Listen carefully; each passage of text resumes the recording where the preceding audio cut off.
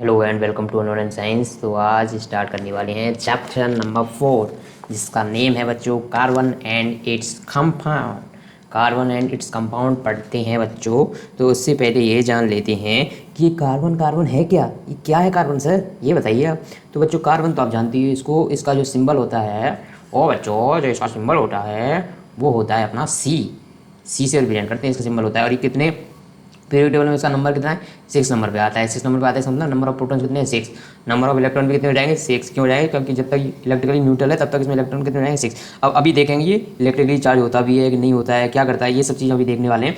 फिलहाल बच्चों इतनी चीज़ याद रखो सिर्फ कि कार्बन एक बहुत ही इंटरेस्टिंग, ये कार्बन जो है ना, कार्बन इसके ऊपर पूरी की पूरी केमिस्ट्री की ब्रांच टिकी हुई है, पूरी की पूरी, जिसका नाम है कौन सी केमिस्ट्री, ऑर्गेनिक केमिस्ट्री।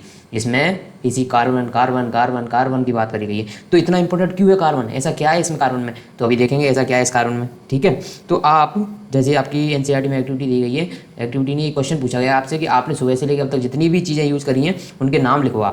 तो आपने क्या क्या यूज़ किया होगा, सुबह सुबह क्या यूज़ किया, जैसे आपने टूथब्रश यूज़ किया है, टूथपेस्ट यूज़ किया है, क्लॉथ्स यूज़ करें, अपने शूज़ यूज़ करे होंगे पहनने के लिए, स्कूल जा रहे हो तो बस से जा रहे हो या फिर कार से जा रहे हो, बाइक से जा रहे हो, जो भी जिससे भी जा रहे हो वो यूज़ करी होगी। उसके बाद अपना बैग लेके जा रहे हो, बैग यूज़ करा होगा। उसके बाद बुक्स लेके जा रहे हो, बुक्स यूज़ करी होंगी। फिर लैपटॉप या मोबाइल यूज़ कर रहे हो, आप लैपटॉप यूज़ कर रहे हो, मोबाइल यूज़ कर रहे हो, लिखने के लिए पेन का यूज़ कर रहे हो, पेंसिल का यूज़ कर रहे हो। तो ये सारी चीज़ें जितनी भी आप डेली लाइफ में यूज़ कर रहे हो, तो आपको पता चलेगा इन सब चीज़ों में कार्बन के कंपाउंड मिले। मतलब ये सारी चीज़ें जो बनी हुई है ना कार्बन, ऐसे कंपाउंड से बनी हुई है जिनमें कहीं ना कहीं कार्बन है, कार्बन जरूर है। ठीक है, तो आप ये बताओ कि amount of carbon present in earth crust is very low. Earth crust में जो कार्बन है वो बहुत कम अमाउंट में प्रेजेंट है, एज कम्पेयर टू अदर को देखें ना तो उसके कंपेरिजन में ये लो अमाउंट में प्रेजेंट है। कितना है, the earth crust has only 0.02% carbon in the form of mineral.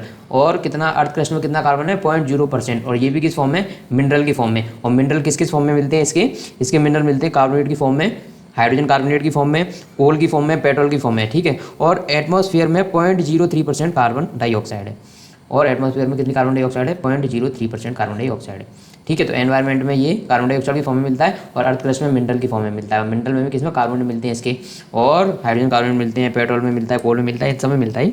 ठीक है, इतनी कम अमाउंट होने के बावजूद भी इसने तहलका मचा रखा है बच्चों, कि इतना कम अमाउंट में प्रेजेंट होने के बाद भी ना एनवायरनमेंट में ये बहुत ही इंपॉर्टेंट है कार्बन। ठीक है, इसके बहुत सारे कंपाउंड बनते हैं। ऐसा क्या है इसमें, ऐसा आखिर क्या है इसमें जिसकी वजह से ये इतना इंपॉर्टेंट है। तो ये इसकी एक चीज़ इंपॉर्टेंट है, सबसे इंपॉर्टेंट है जो है बॉन्डिंग। इसके पास है कोवलेंट बॉन्ड। कौन से bond, covalent bond. Covalent bond क्या होते हैं बच्चों, अब आपको पता चलेगा। आज आपको शेयरिंग की कीमत पता चलेगी, किसकी, शेयरिंग। ऐसे बोला जाता है ना, sharing is caring, sharing is caring ऐसे बोला जाता है ना जनरली। तो आज आपको पता चलेगा शेयरिंग इज़ केयरिंग क्यों बोला जाता है। ठीक है, अभी तक अपन ने आयनिंग कंपाउंड की बात करी थी, तो आयनिंग कंपाउंड क्या करते हैं, लेन देन की बात करते हैं।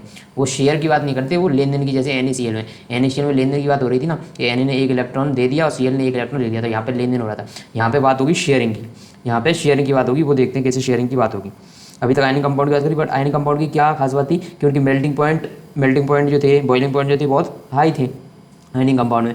आज बात करेंगे कार्बन के कंपाउंड, और कार्बन के कंपाउंड किससे बने हैं, कोवलेंट बॉन्ड से। तो एक तो ये पुअर कंडक्टर ऑफ इलेक्ट्रिसिटी होंगे, कौन, कोवलेंट कंपाउंड क्या होंगे, क्योंकि इनमें आयंस जो होते हैं वो आयंस एक दूसरे को दे के या लेके इलेक्ट्रॉन का आदान प्रदान नहीं करते, मतलब इलेक्ट्रॉन का एक्सचेंज नहीं होता है। और इनके बॉइलिंग एंड मेल्टिंग पॉइंट भी लो होंगे as compare to ionic compound. ठीक है, ऐसा क्यों होगा, क्योंकि आयनिक कंपाउंड में बहुत ही स्ट्रॉन्ग मॉलिक्यूलर अट्रैक्शन फोर्स होता है आयंस के बीच में, जो कि यहाँ पे एब्सेंट होता है। These compound are largely non conductor. कौन, जो अपने कोवलेंट बॉन्ड से बने हुए कंपाउंड है वो नॉन कंडक्टर ऑफ इलेक्ट्रिसिटी होते हैं। इसका मतलब यदि आप इनसे आयनिक कंपाउंड से कंपेयर करोगे तो इनकी इलेक्ट्रिक कंडक्टिविटी कम होती है। ठीक है, ओके, एक्सप्लेन करें अब कि कोवलेंट बॉन्ड क्या होते हैं। Reactivity element is explain by the tendency to attain completely fill outer shell. तो अपने जो अभी तक देखी थी रिएक्टिविटी किस चीज़ से पता चलती है, कि आउटर मोस्ट सेल में जितने भी इलेक्ट्रॉन हैं वो क्या करेंगे, या तो इलेक्ट्रॉन को देके या इलेक्ट्रॉन को लेके नियर नोबल गैस की तरह, नोबल गैस के जैसा क्या चाहते हैं वो, नोबल गैस की जैसा अपना इलेक्ट्रॉनिक कॉन्फ़िगरेशन चाहते हैं, ताकि वो स्टेबल हो जाए। क्योंकि नोबल गैस क्या होती है, स्टेबल होती है, और स्टेबल होने का उनका रीजन ये है कि उनको अब किसी से रिएक्ट करने की जरूरत नहीं, वो अपने आप में स्वतंत्र हो चुकी, और स्वतंत्र होने का मतलब ये है कि वो अब रिएक्ट नहीं करें। अब देखते हैं इसके कार्बन क्या करता है। कार्बन का पहले देखो इलेक्ट्रिक कॉन्फिगरेशन, ये कितने नंबर पर आ रहा है, 6 पर। तो ये 1s2 2s2 और 2p2, मतलब के में 2 इलेक्ट्रॉन और एल में 4 इलेक्ट्रॉन, यही है, के में 2 और एल में 4, ये इलेक्ट्रॉन है। इसके बाद अब देखो ये क्या कर सकता है कार्बन यहाँ तो ये करे कि चारों के चारों इलेक्ट्रॉन छोड़ दे, अपने 4 इलेक्ट्रॉन दे दे, तो ये बन जाएगा C+4, ऐसा हो जाएगा। पर बच्चों यदि ऐसा हो गया तो इसके पास नंबर ऑफ प्रोटॉन कितनी है, 6, और नंबर ऑफ इलेक्ट्रॉन कितने हो जाएंगे, 2। तो प्रोटॉन तो 6 हैं और इलेक्ट्रॉन हो जाएंगे 2। तो मतलब अंदर की साइड फोर्स ऑफ अट्रैक्शन इतना ज़्यादा हो जाएगा कि ये जो कार्बन है वो हो जाएगा अनस्टेबल, क्योंकि इलेक्ट्रॉन के ऊपर बहुत ज़्यादा अट्रैक्शन फोर्स लगाएंगे, क्योंकि 6 पॉजिटिव चार्ज हो गए ना, 6 प्रोटॉन हो गए और इलेक्ट्रॉन रह गए 2, तो ये पॉसिबल नहीं हो पाता। अब क्या कर सकता है, ये 4 इलेक्ट्रॉन ले सकता है, 4 इलेक्ट्रॉन लेने की वजह से C-4 बना लेगा ये। तो क्या दिक्कत है, तब भी दिक्कत है, क्योंकि इतनी 4 इलेक्ट्रॉन ले लिए तो प्रोटॉन तो है 6, और अब इलेक्ट्रॉन हो जाएंगे इसके पास 10, क्योंकि इलेक्ट्रॉन देखो ऑलरेडी इसके पास कितने हैं, 4 हैं, हाँ 4 और इसने ले ली तो 8 हो गई, 8 हो गए। तो 8 इलेक्ट्रॉन ये, क्योंकि इसका साइज़ कम है तो 8 इलेक्ट्रॉन ये अपने पास रख नहीं सकता, 8 इलेक्ट्रॉन ये अपने पास नहीं रख सकता, क्योंकि 6 प्रोटॉन के लिए 10 इलेक्ट्रॉन को होल्ड करना टफ हो जाएगा। 10 इलेक्ट्रॉन कैसे मैं बोल रहा हूँ, क्योंकि ये क्या करेगा, 4 इलेक्ट्रॉन गेन कर लेगा, 4 इलेक्ट्रॉन गेन कर लेगा, और इसके पास ऑलरेडी कितनी है, 6 तो है ना, 2 तो के वाले और 4 एल वाले, तो ऑलरेडी 6 हैं और 4 इलेक्ट्रॉन ले लिए, तो टोटल 10 इलेक्ट्रॉन हो जाएंगे। तो 10 इलेक्ट्रॉन बच्चों, 10 इलेक्ट्रॉन वापस वही प्रॉब्लम आएगी, इसके पास नंबर ऑफ प्रोटॉन तो 6 है, नंबर ऑफ इलेक्ट्रॉन हो जाएंगे 10, तो इस वजह से ये डिफिकल्ट हो जाएगा, इसके लिए क्या हो जाएगा, सर्वाइव करना इसके लिए डिफिकल्ट हो जाएगा, वापस ये क्या हो जाएगा, अनस्टेबल हो जाएगा। ओके, और मैंने बताया कि 4 इलेक्ट्रॉन निकाल नहीं सकता, क्योंकि 4 इलेक्ट्रॉन को निकालने के लिए बहुत हाई अमाउंट में एनर्जी की रिक्वायरमेंट होगी। क्यों, क्योंकि इसके पास 6 प्रोटॉन है ना, 6 प्रोटॉन है, तो इलेक्ट्रॉन को निकालने के लिए इसको लार्ज अमाउंट में एनर्जी की रिक्वायरमेंट होगी, जो कि इसके पास नहीं है, जो कि अपन कहाँ से प्रोवाइड करेंगे इसको। ठीक है, सो क्या होता है कि ये ना तो 4 इलेक्ट्रॉन देता है, नहीं 4 इलेक्ट्रॉन देता है, तो ये क्या करता है, चाल चलता है, चाल। देखो इसके आटोमोस्ट इलेक्ट्रॉन में कितने, आटोमोस्ट सेल में कितने इलेक्ट्रॉन, 2 3 4 है ना। अब ये क्या करता है कि ये शेयर करता है इलेक्ट्रॉन को, ये क्या करता है, इलेक्ट्रॉन की शेयरिंग करता है। जैसे कि शेयरिंग कैसे करेगा ये, कि 1 2 3 4, अब इसके पास हाइड्रोजन आया, हाइड्रोजन ने कहा कि मेरे पास 1 इलेक्ट्रॉन है, यदि आप मुझे 1 इलेक्ट्रॉन दे दो तो मेरा क्या हो जाएगा, near noble gas configuration complete हो जाएगा, क्योंकि हीलियम के जैसा कॉन्फिगरेशन आ जाएगी, यदि 2 इलेक्ट्रॉन हो गए। तो इसने कहा ले बेटा ले ले ले ले ले ले ले ये ले, इसने इसको दे दिया। फिर इसने एक और हाइड्रोजन आ गया, उसने भी सेम काम कर दिया, इसने भी। फिर एक और हाइड्रोजन आया, इसने भी सेम काम शेयरिंग कर ली, और इसने भी सेम शेयरिंग कर ली। अब देखो इन हाइड्रोजन के पास भी सबके पास 2 इलेक्ट्रॉन हो गए, और इस कार्बन के पास कितने इलेक्ट्रॉन हो गए, 4 तो इसके खुद के, 4 ये हाइड्रोजन के भी, क्योंकि शेयरिंग हुई है ना कि आदान प्रदान हुआ है। ये शेयरिंग मतलब इसके पास टोटल कितने हो गए, कार्बन के पास 8 हो गए, कैसे हो गए, 1 2 3 4 तो पहले से ही थे, और 4 इसके, एक हाइड्रोजन का, इस हाइड्रोजन का, एक हाइड्रोजन का, एक हाइड्रोजन का, एक हाइड्रोजन का, तो टोटल कितने हो गए इसके पास 8 हो गए, मतलब इसके आउटमोस्ट सेल में 8 इलेक्ट्रॉन पूरे हो गए। अब देखो वापस मैं इस कॉन्सेप्ट को एक्सप्लेन कर देता हूँ कि 4 इलेक्ट्रॉन देता क्यों नहीं है, लेता क्यों नहीं, शेयर क्यों करता है, मतलब आयनिक बॉन्ड क्यों नहीं बनाता, कोवलेंट बॉन्ड क्यों नहीं बनाता है, तो बताता हूँ। देखो नंबर 1 तो क्या बता रहा हूँ मैं, कि ये 4 इलेक्ट्रॉन ले सकता था, 4 इलेक्ट्रॉन ले लेगा तो C-4 बन जाएगा। तो पर यदि इसने 4 इलेक्ट्रॉन ले लिए, 4 इलेक्ट्रॉन ले लिए, तो अब इसके पास टोटल इलेक्ट्रॉन कितने हो जाएंगे, 10 हो जाएंगे, क्योंकि ऑलरेडी 6 तो है ही, 4 इलेक्ट्रॉन ले लेगा तो 10 इलेक्ट्रॉन हो जाएंगे। तो क्या हो जाएगा, डिफिकल्ट हो जाएगा न्यूक्लियस के लिए, 6 प्रोटॉन जो है ना, उनको 6 प्रोटॉन 10 इलेक्ट्रॉन्स को होल्ड करने में मुश्किल हो जाएगी, इसीलिए ये 4 इलेक्ट्रॉन नहीं लेता है। अब दूसरा काम ये कर सकता है कि 4 इलेक्ट्रॉन छोड़ दे और पॉजिटिव चार्ज बना ले, C+4 बना ले, ऐसा कर सकता है, ये कैटायन बना ले, but it will require high large amount of energy to remove 4 electron leaving behind a carbon cation with 6 proton in its nucleus.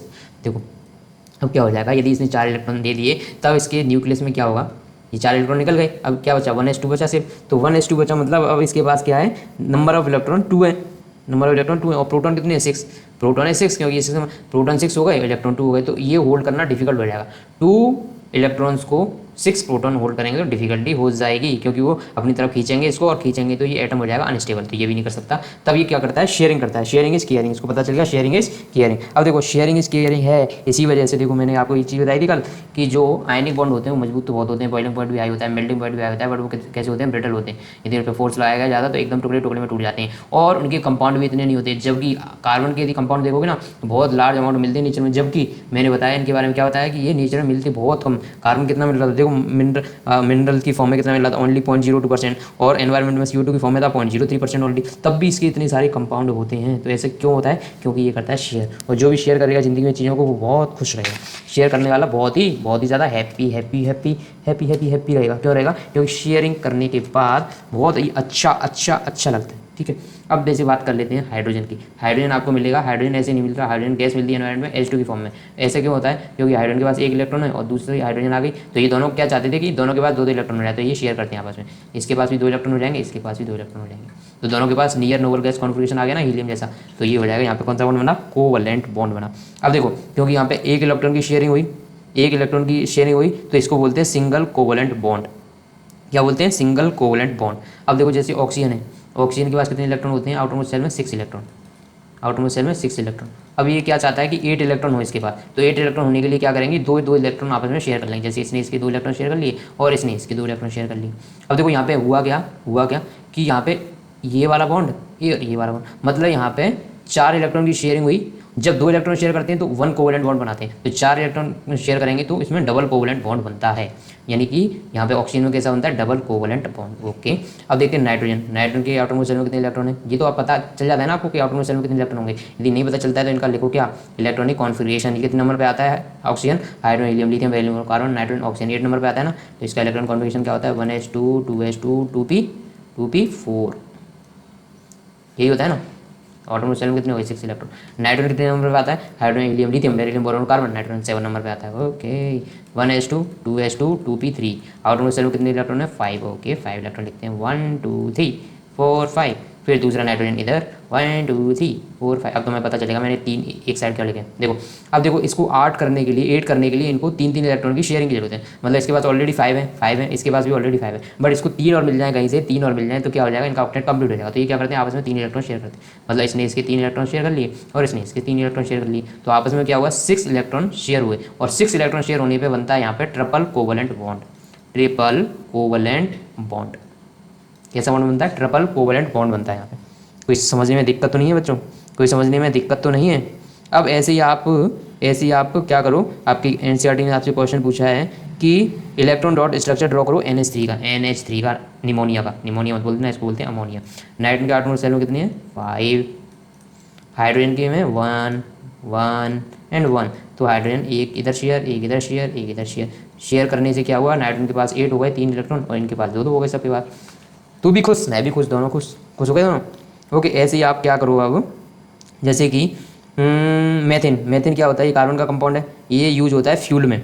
और क्या ये मेन कंपोनेंट किसका है? बायोगैस का और सीएनजी का। सीएनजी में जो मिलता है मेथिन गैस मिलती है, CH4 होता है। इसका इलेक्ट्रॉन कॉन्फिगरेशन लिख सकते हो आप? लिखो यार, लिख सकते हो अब तो आप बड़े बच्चे हो गए। देखो hydrogen hydrogen hydrogen and hydrogen, इसको हटाओ। 1 1 1 1 1 1 शेयर करेंगे, 1 1 1 1 1 1। तो यहाँ पे बनेंगे 4 कोवलेंट बॉन्ड। CH4 लिख सकते हैं इसको डायरेक्टली। क्या लिख सकते हैं? CH4। क्या लिख सकते हैं? CH4। एक इधर है जुड़ जाता है, एक इधर, एक इधर, एक इधर, और ये बनाता है CH4। समझने में कोई दिक्कत तो नहीं है बच्चों?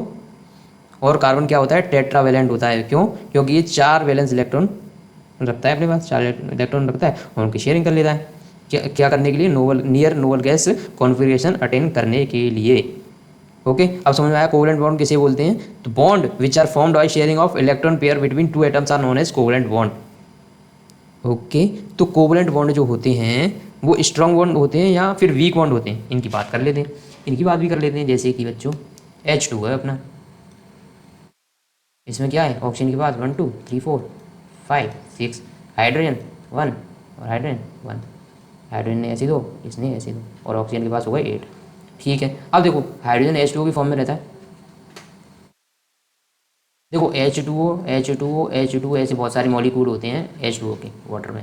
अब क्या होता है कि जैसे आप पानी को गर्म करते हो, पानी को गर्म कर दिया आपने, पानी गर्म कर दिया तो किस में कन्वर्ट हो जाता है? स्टीम में। तो जब स्टीम में कन्वर्ट होता है तब भी उसका फॉर्मूला H2O ही रहता है। इसका मतलब हाइड्रोजन और ऑक्सीजन के बीच का जो बॉन्ड है वो नहीं टूटता। तो कौन सा बॉन्ड टूटता है? जो H2O और H2O के बीच में बॉन्ड बनता है ना, H2O और H2O के बीच में बॉन्ड बनता है, वो होता है वीक बॉन्ड। वो वीक बॉन्ड होता है। जबकि जो H2O में बॉन्ड है वो है कोवलेंट बॉन्ड। तो कोवलेंट बॉन्ड वीक नहीं होते। Covalent bond are not weak bond, they are strong bond. But intermolecular bond होते हैं वो वीक होते हैं। इंटरमोलिकुलर मतलब H2O और H2O के बीच में जो बॉन्ड होगा वो वीक होगा, बट H2O के अंदर मतलब हाइड्रोजन और ऑक्सीजन के बीच का जो बॉन्ड है कोवलेंट बॉन्ड, वो वीक नहीं होता है, क्योंकि इसमें इलेक्ट्रॉन की क्या हो रही है? Sharing. No charge particle are form such covalent compounds are generally poor conductor of electricity. तो ये इलेक्ट्रिसिटी के कंडक्टर क्यों नहीं होते हैं? क्योंकि यहाँ पे चार्ज पार्टिकल नहीं बन रहे, क्योंकि इलेक्ट्रॉन यहाँ पे निकल के नहीं जा रहे हैं, ना किसी के पास इलेक्ट्रॉन मिल रहे हैं, बस क्या हो रहा है, इलेक्ट्रॉन की शेयरिंग हो रही है, शेयरिंग हो रही है, इसीलिए वहाँ पे कोई चार्ज पार्टिकल नहीं बन रहा है। और चार्ज पार्टिकल नहीं बनने की वजह से ही क्या होता है कि ये जो कोवलेंट बॉन्ड वाले कंपाउंड होते हैं वो इलेक्ट्रिसिटी कंडक्टर नहीं करते। अब बात करते हैं कार्बन के एलोट्रॉप्स क्या होते हैं। The elements carbon occurs in different form in nature with widely varying physical properties. तो जो कार्बन होता है वो डिफरेंट फॉर्म में मिलता है नेचर में, जिनकी फिजिकल प्रॉपर्टी डिफरेंट डिफरेंट होती है। जैसे कि कार्बन है, जैसे कि डायमंड है, ग्रेफाइट है और फुलरीन है। ठीक है, इन डायमंड में क्या होता है, एक कार्बन एटम बॉन्ड होता है 4 कार्बन एटम के साथ। देखो कैसी बॉन्डिंग होती है, ऐसे करके ऐसे ऐसे ऐसे ऐसे ऐसे ऐसे ऐसे ऐसे ऐसे ऐसे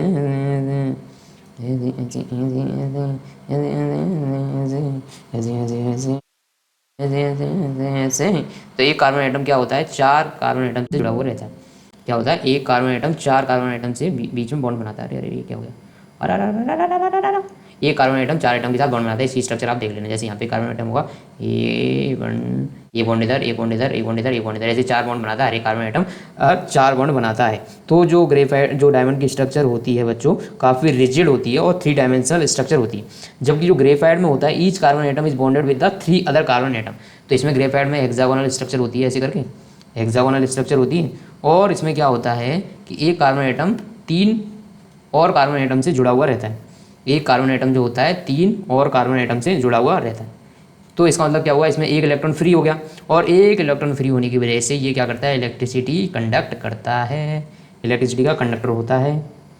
ठीक है, और इलेक्ट्रिसिटी कंडक्ट करता है। और इसकी वैलेंसी सेटिस्फाई कैसे होगी, यदि इसमें 3 इलेक्ट्रॉन के साथ ही बॉन्ड बना रहा है तो इसमें वैलेंसी सेटिस्फाई करने के लिए क्या होता है, एक डबल बॉन्ड प्रेजेंट रहता है। एक डबल बॉन्ड प्रेजेंट रहेगा तो इसकी वजह से वैलेंसी सेटिस्फाई होती है। और इसकी स्ट्रक्चर कैसी होती है, hexagonal array which place in layer one above the another. तो इसकी हेक्सागोनल स्ट्रक्चर होती है, इसमें एक के ऊपर एक लेयर ऐसी रखी हुई रहती है। और जबकि उसकी कैसी स्ट्रक्चर थी डायमंड की, रिजिड 3 डायमेंशनल स्ट्रक्चर। ओके, अब देखो ये क्या करता है, लिब्रिकेंट का काम भी करता है ग्रेफाइट। कैसे करता है लिब्रिकेंट का काम, मैंने बताया इसकी हेक्सागोनल लेयर होती है और ये क्या होती है, एक के ऊपर एक रखी रहती है, मतलब इनके बीच में गैप होगा। तो क्या गैप होने की वजह से क्या होता है, लिब्रिकेंट की तरह कैसे बिहेव करेगी कि लिब्रिकेंट की मतलब एक लेयर दूसरी लेयर पे स्लिप हो सकती है, फिसल सकती है, और फिसल जाएगी तो लिब्रिकेंट की तरह बिहेव कर पाएगी। लिब्रिकेंट का काम यही तो होता है, रेजिस्टेंस को कम करना। तो यहाँ पर रेजिस्टेंस कैसे कम हो जाएगा, क्योंकि एक लेयर दूसरी लेयर पर आराम से स्लाइड हो सकती है। ओके, देखो अब क्या हुआ कि 2 डिफरेंस स्ट्रक्चर मिले अपने कार्बन के, डायमंड और ग्रेफाइट। इनमें क्या है, इनकी जो फिजिकल प्रॉपर्टीज होती हैं बहुत डिफरेंट होती हैं, जबकि इनकी केमिकल प्रॉपर्टी तो सेम है, क्योंकि कार्बन से मिलके बने। जबकि इनकी फिजिकल प्रॉपर्टी कितनी डिफरेंट है। देखो जो कार्बन जो डायमंड है वो हार्डेस्ट सब्सटेंस है जो अर्थ पे मिल रहा है ना, हार्डेस्ट है। ठीक है, जबकि ग्रेफाइट क्या है, लुब्रिकेंट का काम कर रहा है। इनकी लेयर तो एक दूसरे पे स्लाइड हो सकती है। अब ये इलेक्ट्रिसिटी कंडक्टर नहीं है, इलेक्ट्रिसिटी का कंडक्टर क्यों है, कंडक्टर क्योंकि इसके बाद एक इलेक्ट्रॉन फ्री है, इसीलिए ये स्लिप हो जाता है, मतलब ये स्मूथ है। ग्रेफाइट क्या होता है, इलेक्ट्रिसिटी का कंडक्टर होता है, बताइए। जबकि ये है क्या है, ये नॉन मेटल। और नॉन मेटल के बारे में जानते हैं अपन कि non metal generally electricity conductor नहीं होते, बल्कि जबकि ये कंडक्टर है। ओके, अब ये थर्ड एलोट्रॉप आता है कार्बन का, उसका नाम है फुलरीन। इसकी स्ट्रक्चर जो दी गई थी वो दी थी बकमिंस्टर फुलरीन ने। ठीक है, इसको रिप्रेजेंट करते हैं C60 से। ये फुटबॉल शेप का होता है। दिस लुक लाइक द जियोडेजिक डोम। इसका नाम कहाँ से आया, क्योंकि एक US के आर्किटेक्ट थे जिनका नाम था बकमिंस्टर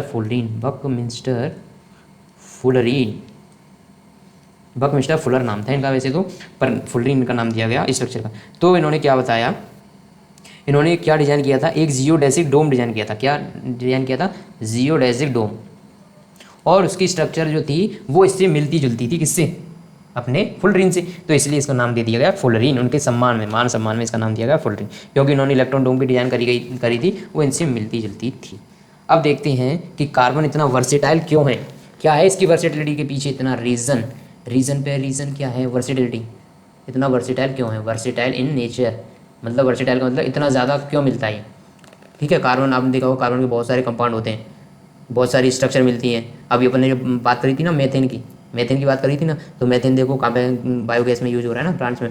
और कार्बन के बहुत सारे कंपाउंड होते हैं जो कि अलग अलग जगह पे यूज़ होते रहते हैं। इसीलिए अपने को ये जानना जरूरी है, ऐसा कार्बन के पास आखिर है क्या जिसकी वजह से इतना पॉपुलर है, इसकी पॉपुलरिटी इतनी ज़्यादा है। तो नंबर 1 तो है ये, कार्बन दूसरे कार्बन एटम के साथ बॉन्ड बनाता रहता है, और जिससे क्या होता है, लार्ज चेन बना लेता है, ऐसे करके कार्बन कार्बन कार्बन कार्बन जुड़ते रहेंगे और ये लार्ज चेन फॉर्म कर लेते हैं। क्या होता है, carbon has the unique ability to form bond with another atom of carbon. इससे क्या होगा, लॉन्ग चेन बन जाती हैं कार्बन की। इस प्रॉपर्टी को, किस प्रॉपर्टी को, कार्बन का अनदर कार्बन के साथ बॉन्ड बनाना, जिसकी वजह से लॉन्ग चेन फॉर्म हो जाती है और इन्हीं प्रॉपर्टीज़ को बोलते हैं हम कैटिनेशन। कैटिनेशन बोला जाता है, ठीक है। लॉन्ग चेन ऑफ कार्बन को कैटिनेशन बोला जाता है। और ये सिर्फ लॉन्ग चेन की फॉर्म में भी नहीं रहती, ये ब्रांच्ड चेन की वजह से ऐसे ऐसे करके ऐसे और ब्रांच भी बना लेगा, ब्रांच चेन की फॉर्म में भी। और सिर्फ ब्रांच की फॉर्म में भी नहीं रहती, ये साइकिल के फॉर्म में भी रहते हैं, रिंग्स की फॉर्म में भी रहते हैं। जैसे रिंग्स बनती है, ये बेंजीन की रिंग है, अभी आगे बताऊँगा, तो ये रिंग्स की फॉर्म में भी रहते हैं।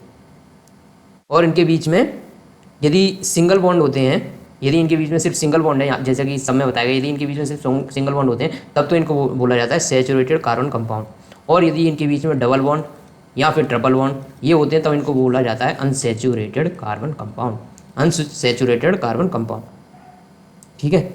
और कोई ऐसा एलिमेंट नहीं है जो कैटिनेशन की प्रॉपर्टी शो करता हो इस एक्सटेंट तक जितना कि कार्बन करता है। सिलिकॉन जो होता है वो कंपाउंड बनाता है हाइड्रोजन के साथ, जो भी चेन बनाता है, पर कितनी, अप टू 7 to 8 एटम्स। जो सिलिकॉन होता है वो भी कैटिनेशन प्रॉपर्ली तो शो नहीं करता, बट ये क्या करता है, ये भी 7-8 एटम्स की चेन बना लेता है, जिसमें सल्फर होता है और हाइड्रोजन होता है, ठीक है। बट इतना ज़्यादा रिएक्टिव नहीं होता, इतना ज़्यादा मतलब एक्टिव नहीं होता है वो, कि जैसे कार्बन की तरह लंबी लंबी चेन बना ले, ठीक है। और कार्बन कार्बन बॉन्ड जो होते हैं वो बहुत ज़्यादा स्ट्रांग होते हैं और स्टेबल होते हैं, जिसकी वजह से large number of compound with many carbon atom link to each other. जो कार्बन कार्बन बॉन्ड होते हैं वो स्ट्रांग होते हैं, तभी ये लंबी चेन इतनी टाइम तक सर्वाइव कर पाती है। जो सल्फर जो जो चेन बनाता है ना, 7 से 8 की सल्फर की जो चेन होती है, सल्फर की जो 7 से 8 की चेन होती है, उसमें क्या होता है, उसमें चेन नहीं होता है। समझ रहे हो मैं क्या कहना चाह रहा हूँ। जो सल्फर की रिंग होती है उसमें चेन नहीं होता है। क्यों नहीं होता, क्योंकि वो बहुत ज़्यादा रिएक्टिव होती है, तो अपने आप किसी ना किसी कंपाउंड से रिएक्ट कर लेती है और कुछ ना कुछ नया कंपाउंड बना लेती है। अब एक चीज़ और है, क्योंकि कार्बन, एक तो ये हो गया, मतलब इतने ज़्यादा कार्बन के कंपाउंड क्यों पाए जाते हैं, उसका एक रीजन तो ये हो गया क्योंकि कार्बन शो करता है कैटिनेशन की प्रॉपर्टी, मतलब कार्बन कार्बन के बीच में बॉन्ड बनाते हैं और बॉन्ड स्ट्रॉन्ग भी होते हैं। दूसरी इसकी जो प्रॉपर्टी होती है, इसकी वैलेंसी। इसकी वैलेंसी क्या है, 4 है। इसकी वजह से ये क्या होता है, कैपेबल होता है बॉन्ड करने के लिए एनदर एटम के साथ, कार्बन के साथ ही नहीं, कार्बन के अलावा अदर एटम्स के साथ भी ये बॉन्ड बनाता है। और बॉन्ड भी किस किस तरह के बना सकता है ये आपको बताइए। सिंगल बॉन्ड भी बना सकता है, डबल बॉन्ड भी बना सकता है, ओके। तो किस किस के साथ बॉन्ड बना सकता है, compound, the compound of carbon can form bond with the oxygen, hydrogen, nitrogen, sulphur, chlorine और बहुत सारे कंपाउंड के साथ ये बॉन्ड बना लेता है। और इसकी, जिनकी वजह से इनकी स्पेसिफिक प्रॉपर्टीज़ भी हो जाती हैं। यदि ऑक्सीजन के साथ बॉन्ड बना लेगा ऐसे करके, यदि बनाता है ना, तो इसको बोला जाता है एल्कोहल होता है, ये एल्कोहल, तो ये एल्कोहल बना लेगा। यदि कार्बन कार्बन ऐसे CHO, ये एल्डिहाइड, मतलब ये अलग अलग तरह के बॉन्ड बनाता है अलग अलग कंपाउंड के साथ, जिसकी वजह से इनकी फिजिकल प्रॉपर्टी डिफरेंट हो जाती है, मतलब ये कंपाउंड डिफरेंट बन जाते हैं। एक एल्डिहाइड हो गया, कीटोन हो गया, ये भी अभी आगे पढ़ने वाले हैं अपन। तो इस तरह से ये बॉन्ड बना लेता है। तो एक होती है इसकी बैलेंसी की वजह से। तो बैलेंसी की वजह से क्या हो जाता है कि ये कार्बन के अलावा अदर एलिमेंट्स के साथ भी बॉन्ड बना लेता है, इसलिए इसके बहुत सारे फॉर्म में ये पाया जाता है। और इसके जो बॉन्ड होते हैं अदर एलिमेंट के साथ वो भी स्ट्रांग होते हैं और वो स्टेबल भी होते हैं। और इसके स्ट्रांग बॉन्ड बनने का जो रीजन है, कार्बन का स्मॉल साइज है, स्मॉल साइज ऑफ कार्बन। तो यदि कार्बन का स्मॉल साइज है तो क्या होता है, कार्बन का स्मॉल साइज है तो इसका जो न्यूक्लियस होता है वो शेयर्ड इलेक्ट्रॉन पे बहुत ज़्यादा फोर्स लगाता है, अट्रैक्शन फोर्स लगाता है। जो शेयर्ड इलेक्ट्रॉन होते हैं तो इसका कार्बन का जो कार्बन का जो न्यूक्लियस होता है वो शेयर्ड इलेक्ट्रॉन पे काफ़ी ज़्यादा फोर्स लगाता है as compare to bigger atom. तो देखो, ज़िंदगी में जीने के लिए क्या ज़रूरी है, एक तो ये ज़रूरी है कि आप शेयरिंग इज़ केयरिंग मान के चलो, शेयरिंग इज़ केयरिंग, तभी तो कार्बन के इतने सारे कंपाउंड मिलते हैं, जबकि ये नेचर में बहुत कम अमाउंट में प्रेजेंट है। तो आप भी यदि शेयर करते हो तो आपके बहुत सारे फैंस बन जाएंगे और बहुत सारे लोग आपको चाहने लगेंगे। एक बात तो ये होगी। दूसरी बात, अपना साइज़ स्मॉल रखो, मतलब अपने आप को ज़्यादा बड़ा बना के चलो, मतलब साइज स्मॉल रहेगा तो इसकी वजह से क्या होगा कि आप लोगों की इज्जत करना से जानोगे। मतलब क्या होता है, इसका न्यूक्लियस साइज कम है ना, तो ये क्या होता है, जो शेयर्ड इलेक्ट्रॉन है ना उन पर अट्रैक्शन फोर्स लगाता है, उनको अट्रैक्ट करता है। मतलब जो इलेक्ट्रॉन शेयर कर रहे हैं ना, मतलब शेयरिंग इलेक्ट्रॉन, उन पर अट्रैक्शन फोर्स लगाता है, मतलब उनको अपनी तरफ खींचता है। खींचेगा तो क्या होता है, इसका बॉन्ड स्ट्रॉन्ग हो जाता है। बॉन्ड स्ट्रॉन्ग हो जाएगा तो इसकी वजह से ही पता चल गया आपको, बहुत सारे कंपाउंड बना देता है, इसीलिए इसके बॉन्ड स्ट्रॉन्ग भी, स्टेबल भी होते हैं। ठीक है, तो अपने अभी तक क्या सीखा, कार्बन के इतने सारे कंपाउंड क्यों मिल रहे हैं। नंबर 1 तो इसकी जो प्रॉपर्टी कैटेनेशन शो करता है, मतलब कार्बन कार्बन के बीच में बॉन्ड बनता है, स्ट्रॉन्ग बनता है। दूसरी प्रॉपर्टी इसकी टेट्रा वैलेंसी, मतलब इसकी वैलेंसी 4 है। ठीक है,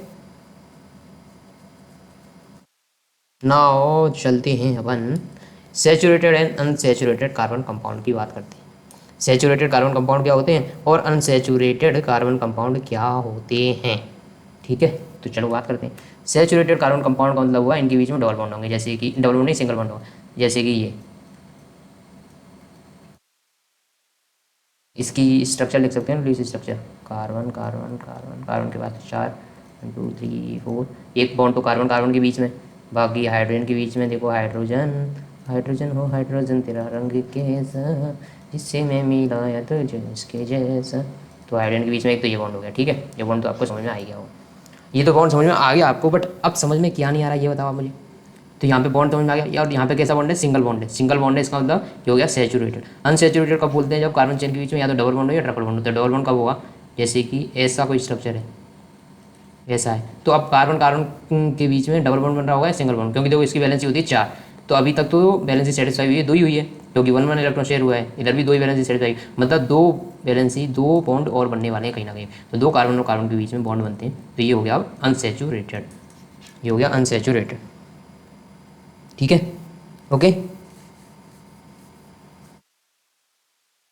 हाँ, अपन बात करते हैं नेकसट बात कर लेते हैं। इलेक्ट्रॉन डॉट स्ट्रक्चर यदि आपसे कोई पूछ ले तो आप बता सकते हो। अच्छा, इसको बोलते हैं जब ये सिंगल बॉन्ड बनता है कार्बन के बीच में तो इनको बोलते हैं एल्केन। कौन से केन, एल्केन। जब इनके बीच में कहीं पर डबल बॉन्ड आ जाएगा तो इसको बोलेंगे एल्कीन, एल्कीन। यदि ट्रिपल बॉन्ड आ गया तो उसको बोलेंगे एल्काइन, एल्काइन। ये 3 तरह के एल्किन, एल्किन और एल्काइन। यदि सिंगल बॉन्ड है एल्केन, डबल बॉन्ड है एल्कीन, डबल बॉन्ड है एल्काइन। ठीक है, अब इनका करते हैं नामकरण। जैसे कि अभी तक क्या हुआ बच्चों, पैदा हुए हैं, अभी ये पैदा हुए हैं, कार्बन के कंपाउंड पैदा हुए नए नए, अब इनका नाम रखना पड़ेगा अपने को। क्या रखना पड़ेगा, नाम तो रखना पड़ेगा बच्चों, नाम तो रखना ही पड़ेगा। तो देखो ये चीज़ याद रखो, यदि 1 कार्बन है तो उसको बोलते हैं मैथ, 2 कार्बन है तो एथ, 3 है तो प्रॉप, 4 है तो ब्यूट, 5 है तो पेंट, 6 है तो हेक्स, 7 है तो हेप्ट, 8 है तो ऑक्ट, 9 है तो नॉन, 10 है तो डेक। बस इतना याद रखो, 11 12 13 याद रखने की जरूरत नहीं, बस इतना याद रखो, meth, eth, prop, but, pent, hex, hept, oct, non, dec. 1 है तो मैथ, 2 है तो एथ, 3 है तो प्रॉप, 4 है तो ब्यूट, 5 है तो पेंट, 6 है तो हेक्स, 7 है तो हेप्ट, 8 है तो ऑक्ट, 9 है तो नॉन, 10 है तो डेक। ये नंबर ऑफ कार्बन कितने हैं उस पर डिपेंड करेगा। यदि 1 कार्बन है तो उसको मैथ बोलेंगे। चलो इनका नामकरण करते हैं इसी बात पे। इसके अंदर अच्छा मैंने CCC लिख दिया, इसका मतलब ये नहीं है कि ये सिंगल बॉन्ड ऐसे बन रहा होगा, बाकी वैलेंसी किससे सेटिस्फाई हो रही होंगी, इसकी हाइड्रोजन से, हाइड्रोजन से CH2, यहाँ पे भी CH2। तो इसका नाम क्या होगा, ये एल्केन, ये है एल्केन, ओके, ये है एल्केन। तो चलो इसकी बात जरा कर ली जाए, एल्केन की बात करें, इसका नाम रखो आप, नाम क्या हो। इसके अंदर कितने कार्बन है, 1 2 3 4, तो बताइए क्या होगा, मैथ एथ प्रो ब्यूट, ये होगा ब्यूट। और ये क्या एल्केन, तो यहाँ से एन लिया जाता है, एन, तो ये हो जाएगा ब्यूटेन।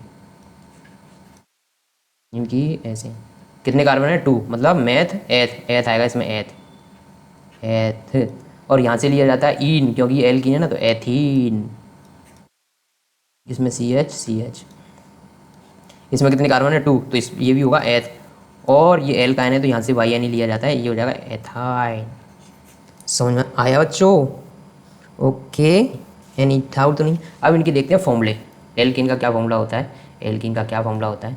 तो एल्किन का जो फॉर्मूला होता है CnH2n+2, एल्किन का फॉर्मूला है एल्किन, CnH2n, ये फॉर्मूला है एल्किन का। CnH2n-2 है, ये फॉर्मूला है एल्काइन का। एल्केन, एल्किन, एल्काइन, ये उनके हो गए फॉर्मूले। जैसे कि यदि मैं आपसे पूछ लूँ प्रोपेन का फॉर्मूला बताओ, मैथ एथ प्रॉप, प्रॉप मतलब 3 कार्बन होंगे, तो इसमें क्या करो आप, n की जगह 3 पुट कर दो, तो C3H कितना हो जाएगा, डबल से 2 ज़्यादा ही है ना, डबल से 2 ज़्यादा, तो डबल कितना हो जाएगा, 3 2 6 और 2 8, C3H8।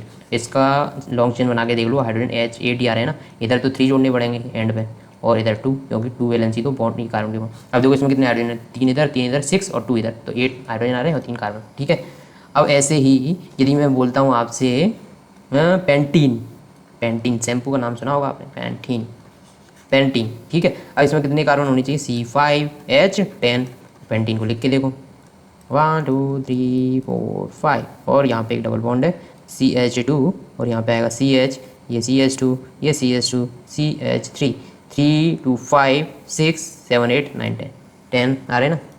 अच्छा, ये जो फॉर्मूले हैं तभी वैलिड हैं जब इनके बीच में जो डबल बॉन्ड या ट्रिपल बॉन्ड है ना, वो सिर्फ और सिर्फ 1 है। 1 से ज़्यादा डबल बॉन्ड आ गए, ये ऐसे डबल बॉन्ड यहाँ पे भी लगा दिया, यहाँ पे भी लगा दिया, तब ये फॉर्मूला वैलिड नहीं रहेगा। ये कब तक वैलिड है? जब तक इनके बीच में एक डबल बॉन्ड या ट्रिपल बॉन्ड है। ऐसे ही यदि मैं पूछूँ आपसे एथाइन का फॉर्मूला बताओ, एथाइन में कितनी कार्बन होनी चाहिए? 2, और इसका डबल करो 4 - 2 मतलब C2H2। क्या एथाइन का यही फॉर्मूला था? ट्रिपल बॉन्ड था इनके बीच में, बिल्कुल ये फॉर्मूला था। अब मैं आपसे ये पूछूं कि बच्चों यदि मैं C की जगह 1 पुट करता हूँ, C1, तो H कितना हो जाएगा? 2 × 2 = 4 CH4। ओके, यहाँ पे भी 1 पुट कर दूँ C1H2, यहाँ पे भी 1 पुट कर दूँ C1H2, ये 0। अब देखो C1 यदि एक ही कार्बन है तो उसमें एल्केन ही पॉसिबल है, सिर्फ एल्केन ही पॉसिबल, एल्किन और एल्काइन पॉसिबल नहीं है। क्यों पॉसिबल नहीं है? ज़रा दिमाग लगाओ, क्योंकि इसका फॉर्मूला क्या आ रहा है? CH2 मतलब सिर्फ 2 हाइड्रोजन जुड़े हुए हैं, तो इसकी तो वैलेंसी कंप्लीट ही नहीं हो रही।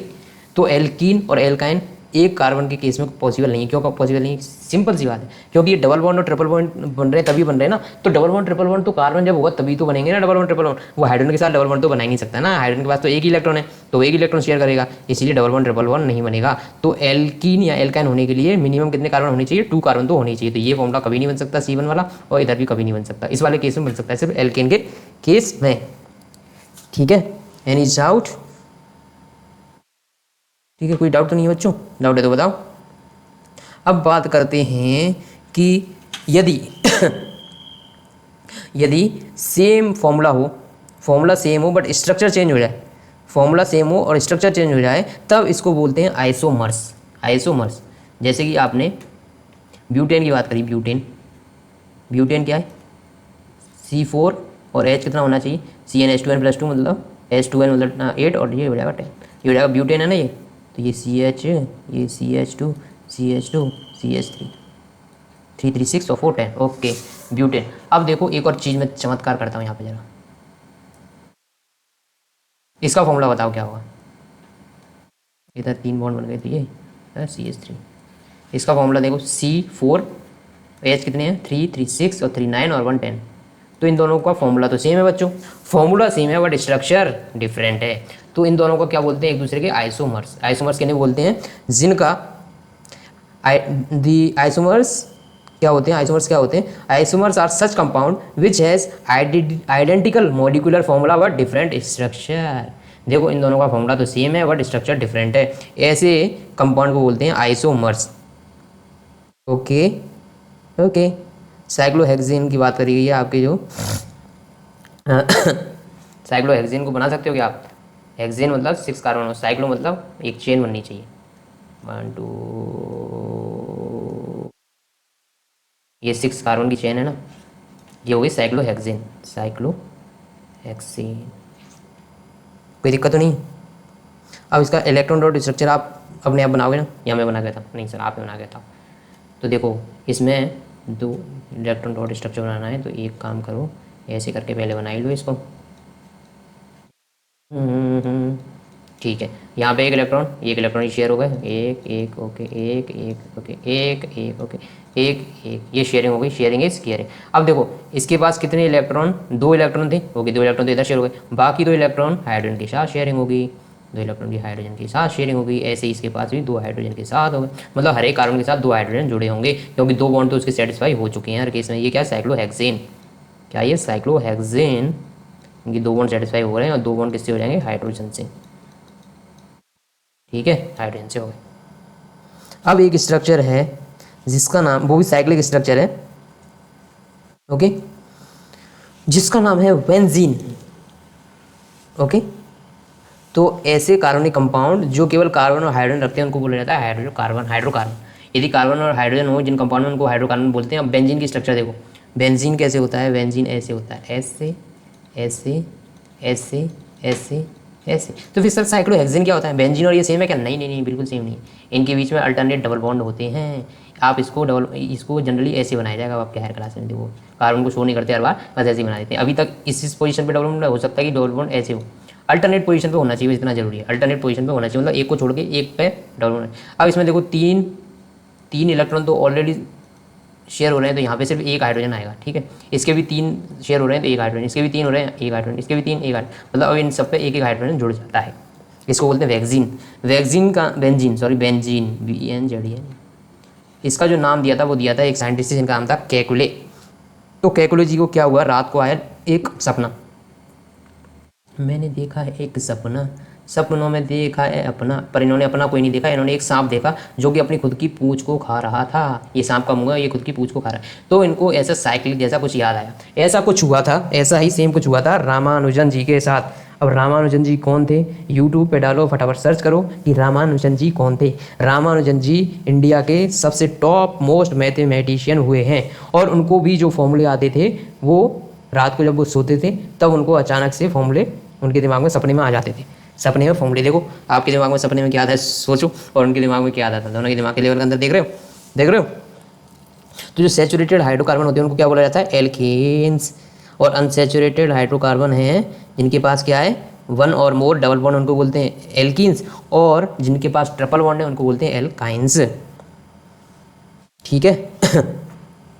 अब कार्बन की एक बात और है, कार्बन क्या करता है? खुद के साथ तो बॉन्ड बनाता है कार्बन। अब कार्बन की मैंने शुरू में बात बता दी, कार्बन के अलावा भी बहुत सारी चीज़ों के साथ बॉन्ड बनाता है, बहुत सारी चीज़ों के साथ बॉन्ड बनाता है। तो देखते हैं और किसकी चीज़ के साथ ये बॉन्ड बनाएगा। तो सबसे पहले अपन देखते हैं इसके बारे में।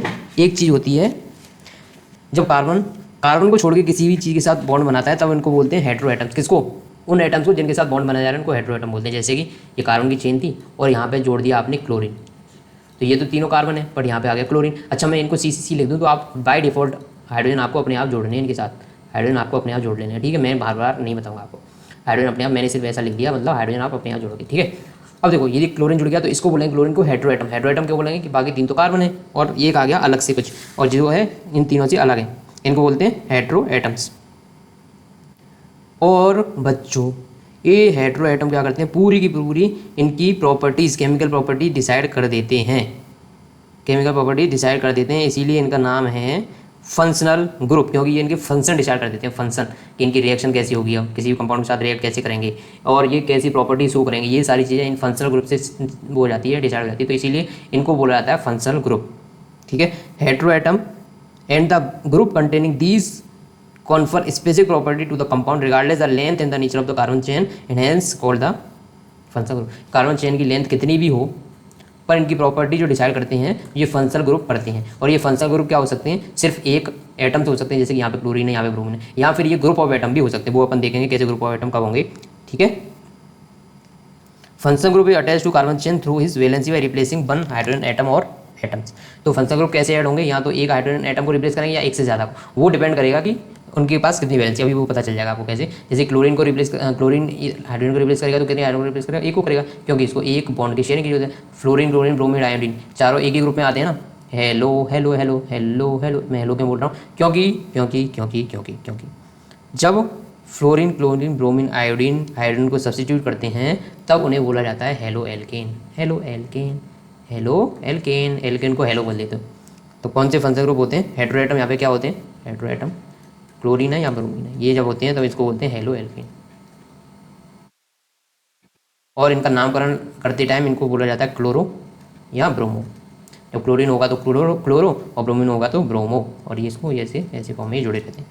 ये एक हाइड्रोजन एटम को सब्स्टिट्यूट करते हैं।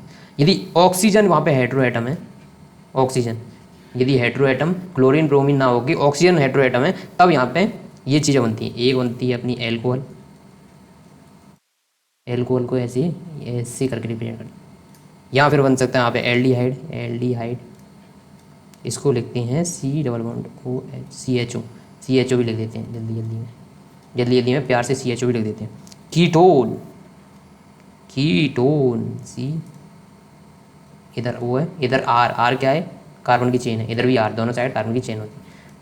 फोर्थ है अपना कार्बोक्सिलिक एसिड, ये कैसा होता है? C। अच्छा, पर यहाँ पे एक चीज़ मिसिंग है, जरा सी मिसिंग है। वो क्या है मिसिंग? वो ये मिसिंग है कि एक चीज़ और होती है जिसको बोला जाता है, इसको बोला जाता है बच्चों ईस्टर। ईस्टर क्या होता है? जब मैं रिएक्शन पढ़ाऊँगा तब बता दूँ, जब रिएक्शन पढ़ाऊँगा तब बता दूँगा उनको कि ईस्टर क्या होता है। तो देखो यहाँ पर हेटेरो एटम क्या थे?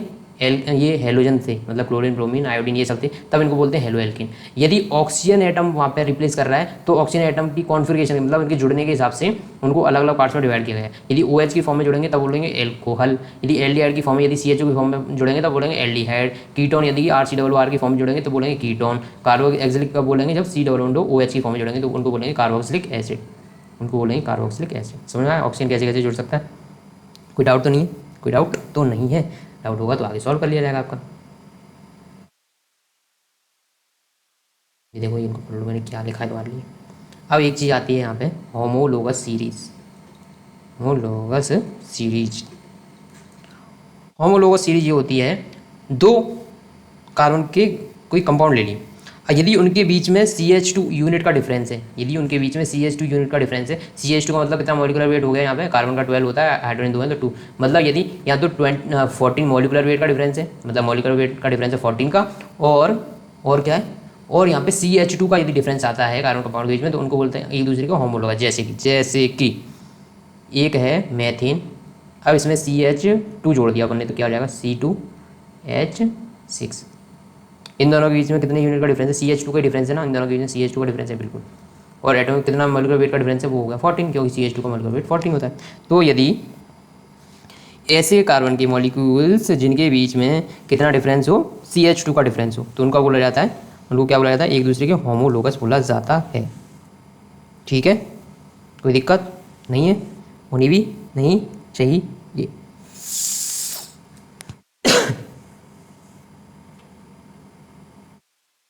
अब देखो होमोलोगस सीरीज में क्या चेंज हो रहा है, CH2 ऐड हो रहा है ना, CH2 ऐड हो रहा है, तो एडिशन के CH2 एडिशन करके इनकी फिजिकल प्रॉपर्टी, होमोलोगस सीरीज है ना, उनकी फिजिकल प्रॉपर्टीज होती हैं डिफरेंट। फिजिकल प्रॉपर्टी जैसे कि मेल्टिंग पॉइंट, बॉइलिंग पॉइंट, ये क्या होते हैं, डिफरेंट होते हैं। और डिफरेंट मतलब इंक्रीज हो जाते हैं, क्योंकि मॉलिक्यूलर वेट बढ़ गया ना, जैसे CH4 था एक, तो CH4 है, दूसरा है C2H6। अब यहाँ पे कितना डिफरेंस आ गया CH2 का, और मॉलिक्यूलर वेट में कितना डिफरेंस आ गया 14 का। तो यदि मॉलिक्यूलर वेट में डिफरेंस आ गया तो मॉलिक्यूलर वेट में डिफरेंस की वजह से इनकी फिजिकल प्रॉपर्टी चेंज आएगी, यानी कि मेल्टिंग पॉइंट वगैरह बढ़ जाएंगे, इनकी मेल्टिंग पॉइंट वगैरह बढ़ जाएंगे। और केमिकल प्रॉपर्टीज़ क्या रहती हैं, सेम रहेंगी। क्यों रहेंगी सेम, क्योंकि केमिकल प्रॉपर्टी डिपेंड करती है फंक्शनल ग्रुप पे, और उनमें फंक्शनल ग्रुप चेंज नहीं होते। जैसे कि CH3OH, दूसरा है C2H5OH, तीसरा है C3H7OH। इनके बीच में कितना डिफरेंस है, कितनी यूनिट का डिफरेंस है, CH2 यूनिट का। इन दोनों के बीच में कितना डिफरेंस है, CH2 का। मतलब ये क्या है, एक दूसरे के होमोलोगस है, ये इसका होमोलोगस है, इसमें CH2 ये इसका होमोलोगस है, CH2 का। अच्छा, अब यहाँ पे फंक्शनल ग्रुप चेंज हुआ क्या, नहीं हुआ, OH तीन जगह OH है, मतलब फंक्शनल ग्रुप चेंज नहीं हो रहा था, इसका मतलब केमिकल प्रॉपर्टी चेंज नहीं होगी, केमिकल प्रॉपर्टी कौन डिसाइड करता है, फंक्शनल ग्रुप। पर यहाँ पे चेंज हो गया कौन, CH2 यूनिट का डिफरेंस है, यानी मॉलिक्यूलर वेट में 14 का डिफरेंस है। तो यदि मॉलिक्यूलर वेट चेंज हो गया, 14 का डिफरेंस आ ही गया है बच्चों, तो इसकी वजह से क्या होगा कि फिजिकल प्रॉपर्टी चेंज हो जाएगी, यानी कि मेल्टिंग पॉइंट वगैरह इनके बढ़ जाते हैं। ठीक है, और केमिकल प्रॉपर्टीज़ क्या रहेंगी, सेम रहेंगी, कोई दिक्कत नहीं है। ओके, अब बात करते हैं नॉमिनिक्लेचर की। नॉमिनिक्लेचर, इनका नॉमिनिक्लेचर मतलब नामकरण कैसे किया जाए। इनका नामकरण मैंने अभी तो बता दिया था कि मैथ है प्रोब्यूट, पर प्रॉपर नामकरण जैसे फंक्शनल ग्रुप भी है वहाँ पे, तो इनका नामकरण कैसे करेंगे। ठीक है, बताते हैं आपको। उनके लिए होते हैं, सबसे पहले जो चीज़ आती है वो होती है प्रीफिक्स। प्री यानी कि पहले, फिक्स यानी कि फिक्स। पहले जो इसको फिक्स किया जाता है उसको बोला जाता है प्रीफिक्स। और सफिक्स का मतलब होता है जो बाद में जोड़े जाते हैं, जो बाद में जोड़े जाते हैं उनको बोला जाता है सफिक्स। जो पहले जोड़े जाएंगे उनको प्रीफिक्स, और जो बाद में जोड़े जाएंगे उनको सफिक्स। तो कार्बनिक कंपाउंड के नामकरण करने के लिए आपको ये मेथड अपनाना चाहिए। सबसे पहले आपको क्या करना चाहिए, number of carbon atom in the compound, उस चेन में जिस चेन का आप नामकरण करना चाह रहे हो उसमें नंबर ऑफ कार्बन एटम कितने हैं, नंबर ऑफ कार्बन एटम वो आप पता लगाओ। जैसे कि यदि एक कार्बन चेन में 5 कार्बन एटम है तो उसका नाम क्या होना चाहिए, प्रोपेन। कब प्रोपेन होगा, जब सबके सब सिंगल बॉन्डनेस और ये सीधी चेन में जुड़े हुए हैं तो प्रोपेन हो जाएगा। ये सिर्फ एग्जांपल दिया गया। यदि फंक्शनल ग्रुप प्रेजेंट है वहाँ पे, यदि फंक्शनल ग्रुप प्रेजेंट है तो क्या किया जाएगा उसमें या तो प्रीफिक्स होगा या फिर सफिक्स होगा। तब यदि फंक्शनल ग्रुप प्रेजेंट है तो इससे इंडिकेशन मिलता है कि name of compound with either A prefix और सफिक्स। वहाँ पे या तो प्रीफिक्स होगा या सफिक्स होगा, वो अपन पता लगाएंगे अभी क्या प्रीफिक्स होगा या सफिक्स होगा, प्रीफिक्स या सफिक्स होगा यदि फंक्शनल ग्रुप है वहाँ पे। कब प्रीफिक्स होगा कब सफिक्स होगा वो भी बताता हूँ मैं आपको। यदि सफिक्स दिया जा रहा है, यदि फंक्शनल ग्रुप का नामकरण करने में सफिक्स आ रहा है काम में, और जो सफिक्स है वो स्टार्ट होता है वोवल से, AEIOU से, AEIOU से। Then name of carbon chain is modified by deleting the final E and the adding the appropriate suffix. For example, ये आपने पांच कार्बन चेन का एक ले लिया आपने एल्डिहाइड ग्रुप ले लिया, ठीक है। तो 5 कार्बन का नाम होना चाहिए प्रोपेन, ये नाम होना चाहिए। और एल्डिहाइड के लिए इस्तेमाल किया जाता है एल। तो देखो प्रोपेन के नाम में एंड में ई आ रहा है ना, तो ई को AEIO में से कुछ आ गया, AEIOU में से ई आ गया, तो ई को हटा देंगे और एल लगा देंगे, तो इसका नाम हो जाएगा प्रोपेनल। कौन सा नल? प्रोपेनल, ठीक है। 4th पॉइंट क्या याद रखना है, यदि अनसेचुरेटेड कार्बन चेन हो, अनसेचुरेटेड हो यानी कि उसमें डबल बॉन्ड या ट्रिपल बॉन्ड प्रेजेंट हो, तो यदि डबल बॉन्ड प्रेजेंट होगा तब तो उसका बोला जाएगा इन, और ट्रिपल बॉन्ड प्रेजेंट होगा तब उसको बोला जाएगा आइन, ठीक है। कोई डाउट तो नहीं है? अब नामकरण स्टार्ट करते हैं। बैठे बैठे क्या करें, करना है कुछ काम, शुरू करो नामकरण लेके प्रभु का नाम। तो बच्चों नामकरण करो इसका।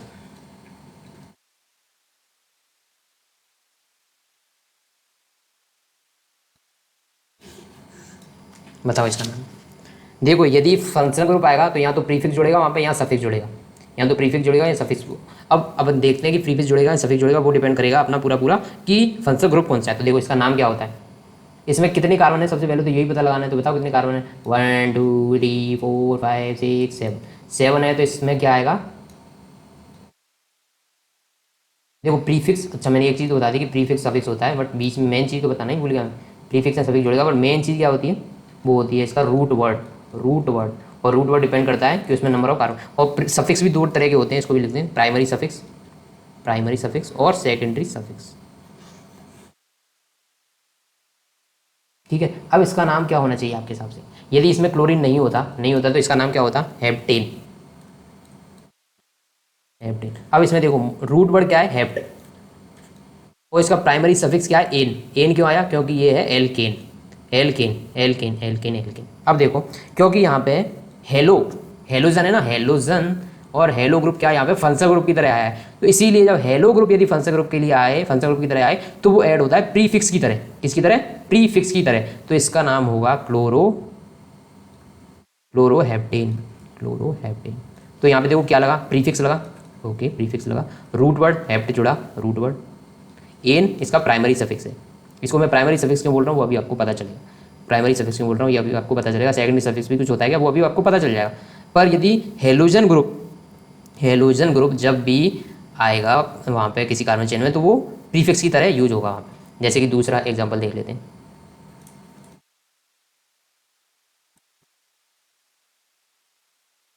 इसका नाम बताओ। हाइड्रोजन अपने आप जोड़ लेना यार, मुझसे हर बार हाइड्रोजन जुड़वाओगे।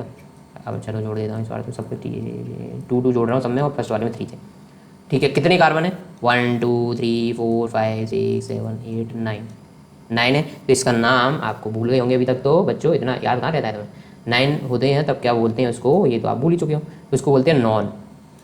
8 होते हैं ऑक्ट बोलते हैं, पर 9 है तो नॉन।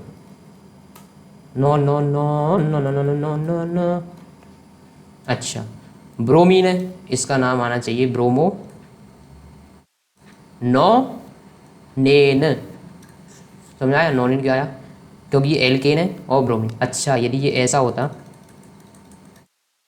1 2 3 4 5 6 7 8 9, अब यदि ब्रोमीन इस जगह पे आ जाता बच्चों, तब इसका नाम क्या होता। तो सबसे पहली चीज़ जो आपको याद रखनी है कि नंबरिंग वहाँ से स्टार्ट करनी है, जहाँ से फंक्शनल ग्रुप को कम से कम नंबर मिले। तो इस चेन की नंबरिंग आप यहाँ से भी स्टार्ट कर सकते हो, 1 2 3 4 5 6 7 8 9। यदि आप इधर से स्टार्ट करोगे तो फंक्शनल ग्रुप आएगा 8 नंबर पे, बट यदि आप इस डायरेक्शन से स्टार्ट करोगे 1 2 3 4 5 6 7 8 9। अब देखो यदि इधर से नंबरिंग स्टार्ट कर रहे हो तो 2 नंबर पे फंक्शनल ग्रुप आ रहा है, और यदि इधर से स्टार्ट करोगे तो 8 नंबर पे फंक्शनल ग्रुप आएगा। तो नंबरिंग हमेशा उधर से स्टार्ट करनी है जहाँ से फंक्शनल ग्रुप को कम से कम नंबर मिले। तो इधर से नंबरिंग स्टार्ट करोगे क्योंकि 2 नंबर पे ब्रोमीन आ जाएगा, तो इसका नाम होगा, क्योंकि 2 नंबर पे ब्रोमीन आ रहा है तो इसका नाम होगा 2 ब्रोमोनोनेन। अब इसका नाम होगा। ऐसे यदि मैं यही सेम बनाता हूँ 1 2 3 4 5 6 7 8 9, 3 4 5 6 7 8 9, तो यदि ये आता है ब्रोमीन 3rd नंबर पे, तो इसका नाम होना चाहिए 3 ब्रोमोनोनेन, क्योंकि 3 नंबर पे आ रहा है नोनेन। अब देखो इसकी नंबरिंग 1 2 3 4 5 6 7 8 9, इधर से भी कर सकते हो 1 2 3 4 5 6 7 8 9। तो इधर से करोगे तो 7 नंबर पे आएगा, तो नहीं करेंगे। इधर से करोगे तो 3 नंबर पे आएगा, इसीलिए इधर से नंबरिंग कर देते हैं। ठीक है, समझ में आ गया? ओके, नाउ देखते हैं अदर फंक्शन ग्रुप के लिए। जैसे कि चलो फंक्शन ग्रुप के बारे में बता तो देता हूँ ना। इसके लिए क्या सफिक्स यूज होता है जनरली? इनके लिए तो प्रीफिक्स यूज होता है, क्लोरो ब्रोमो। यदि एल्कोहल है आपका फंक्शन ग्रुप के लिए, तो उसके लिए प्रीफिक्स यूज नहीं होता, उसके लिए यूज होता है सफिक्स। और सफिक्स क्या आता है? ऑल। सफिक्स मतलब एंड में जुड़ेगा, वो एंड में जुड़ेगा। यदि जैसे कि 1 2 3 4 और ये ओ एच इधर जुड़ा हुआ है, तो इसका नाम होगा ब्यूटे। इसका नाम यदि ब्यूटेन होना, नहीं ये तीन ही ग्रुप है ना, तीन ही कार्बन है, तो इसका नाम होता प्रोपेन होता। इसका नाम क्या होता? प्रोपेन होता। कब? जब ओ एच नहीं होता। अब क्योंकि ओ एच आ गया, ओ एच आ गया, मतलब देखो इसमें क्या चीज़ आ रही है, सबसे पहले आ रहा है रूट वर्ड। रूट वर्ड क्या है अपना? प्रोप, क्योंकि तीन कार्बन के लिए प्रोप आता है। क्योंकि ये एल्केन है तो एन, मतलब प्राइमरी सफिक्स इसका एन है। क्योंकि इसमें एल्कोहल जुड़ा हुआ है, तो इसके लिए सेकेंडरी सफिक्स आएगा और वो होगा ऑल। सेकेंडरी सफिक्स ऑल होगा। पर मैंने तुम्हें बताया था कि यदि लास्ट में ई आ जाता है, ए ई आई यू में से कुछ आ जाता है, तो ई को हटा दिया जाता है और सेकंड सफिक्स को हटाने के बाद ही जोड़ा जाएगा। तो इसका नाम प्रोपेनॉल हो जाएगा। ई को हटा के ऑल लगाते हैं। एल्कोहल होगा तो ऑल लगाते हैं, एल्डिहाइड होता है तो अल लगाते हैं, और कीटोन होता है तो ऑन लगाते हैं, और कार्बोक्सिलिक एसिड होता है तो ओइक एसिड। Oic acid. अब देखते हैं इसका नामकरण करते हैं सब मिलकर, बोलो जय माता दी। ओ एच 1 2 3 4 कार्बन है। नंबरिंग कहाँ से स्टार्ट करते हैं? हमेशा जहाँ से फंक्शन ग्रुप को कम से कम नंबर मिले, तो यहाँ से स्टार्ट करोगे तो 1 2 3 4। यदि इधर से करोगे तो 1 2 3 4। तो इधर से नहीं करेंगे क्योंकि 4 नंबर पे फंक्शन ग्रुप आएगा, इधर से नंबरिंग स्टार्ट करेंगे। और इसका नाम क्या हो जाएगा? 4 है इसमें, तो ब्यूटेन होना चाहिए था इसका नाम। इसका नाम ब्यूटेन होना चाहिए था, जिसमें रूट वर्ड है ब्यूट रूट वर्ड है। एन क्या है? प्राइमरी सफिक्स है, प्राइमरी सफिक्स। सेकंड सफिक्स क्या है? एल्कोहल के लिए ऑल आता है, बट ऑल कब लगाएंगे? जब ई को हटा देंगे, तो इसका नाम हो जाएगा ब्यूटेनॉल।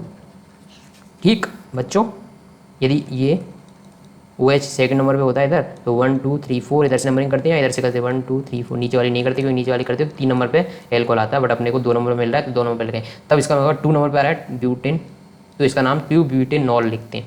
यहाँ फिर इसका नाम आप ऐसे भी लिख सकते हो, butane two all. Butane two all, 2 नंबर पे आ रहा है एल्कोहल, तो ब्यूटेन टू ऑल या 2 ब्यूटेनॉल कुछ भी रख सकते हो इसमें से। Any doubt? नहीं सर। अब बात करते हैं एल्डिहाइड। यदि आता है, एल्डिहाइड आता है आपका,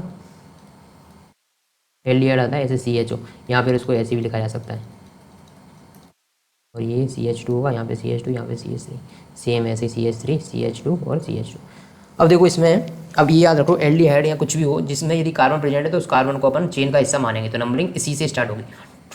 4 कार्बन है, नाम होना चाहिए था ब्यूटेन, बट आ गया एल्डिहाइड ग्रुप, तो अल जुड़ेगा इसका सफिक्स, और ई हट जाएगा अब यहाँ से, तो इसका नाम होता है ब्यूटेनल।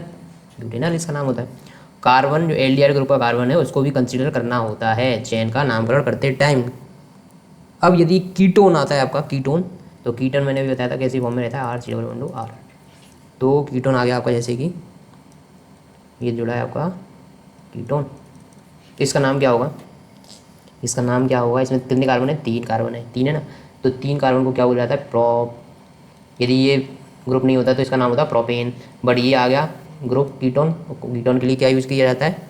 जो सफिक्स होता है वो होता है ऑन। जी को हटा देंगे, नाम हो जाएगा प्रोपेनॉन। प्रोपेनॉन, प्रोपेनॉन नाम हो गया इसका, propanone. Okay, any doubt? No sir. अब बात करते हैं अपन, नेक्स्ट है कीटोन ग्रुप हो गया, कार्बोक्सिलिक एसिड आ जाए, कार्बोक्सिलिक एसिड आ जाए। एक चीज़ बस हमेशा याद रखना, कुछ भी आ जाए कार्बोक्सिलिक एसिड, यदि किसी भी फंक्शन ग्रुप में यदि कार्बन प्रेजेंट है, तो उसको चेन का हिस्सा मानोगे आप। 1 2 3 4 4 कार्बन है इसमें, तो ब्यूटेन नाम होना चाहिए था इसका तो वैसे, पर ये क्या है? कार्बोक्सिलिक एसिड ग्रुप है। तो कार्बोक्सिलिक एसिड के लिए जो सफिक्स यूज किया जाता है वो होता है ओइक एसिड, तो इसका नाम होना चाहिए, हो जाएगा ब्यूटेनोइक एसिड। ब्यूटेनोइक एसिड, ये हटा दिया ना अपने, ब्यूटेनोइक एसिड हो जाएगा इसका नाम। ठीक है, एल्किन का नामकरण कर लोगे, एल्काइन का नामकरण कर लोगे, इसका नाम बता दो तो इसी बात पर। इसका नाम क्या होगा? हमेशा नंबरिंग वहाँ से स्टार्ट करोगे जहाँ से डबल वन या ट्रिपल वन को कम से कम नंबर मिले। जैसे कि फंक्शन ग्रुप में कैसे किया था, जहाँ पे फंक्शन ग्रुप को कम से कम नंबर मिल रहा था, ऐसे ही अब इसमें वहाँ से नंबरिंग स्टार्ट करोगे जहाँ से डबल वन या ट्रिपल वन को कम से कम नंबर मिले। तो इधर से स्टार्ट करो 1 2 3 4 5, इधर से यदि करते तो 1 2 3 4 5, इधर से करोगे तो 4 नंबर पर डबल वन आ रहा था तो नहीं करेंगे, इधर से करेंगे तो फर्स्ट नंबर पर आ जाएगा, तो इधर से करेंगे। तो इसका नाम 5 है, तो पेंटेन नहीं होगा इसका नाम, ये गलत है, इसका नाम होगा पेंटीन, क्योंकि क्योंकि पेंटीन क्या होगा, समझ आया ना आपको, क्योंकि ये इन वाला है, एल्कीन है ये।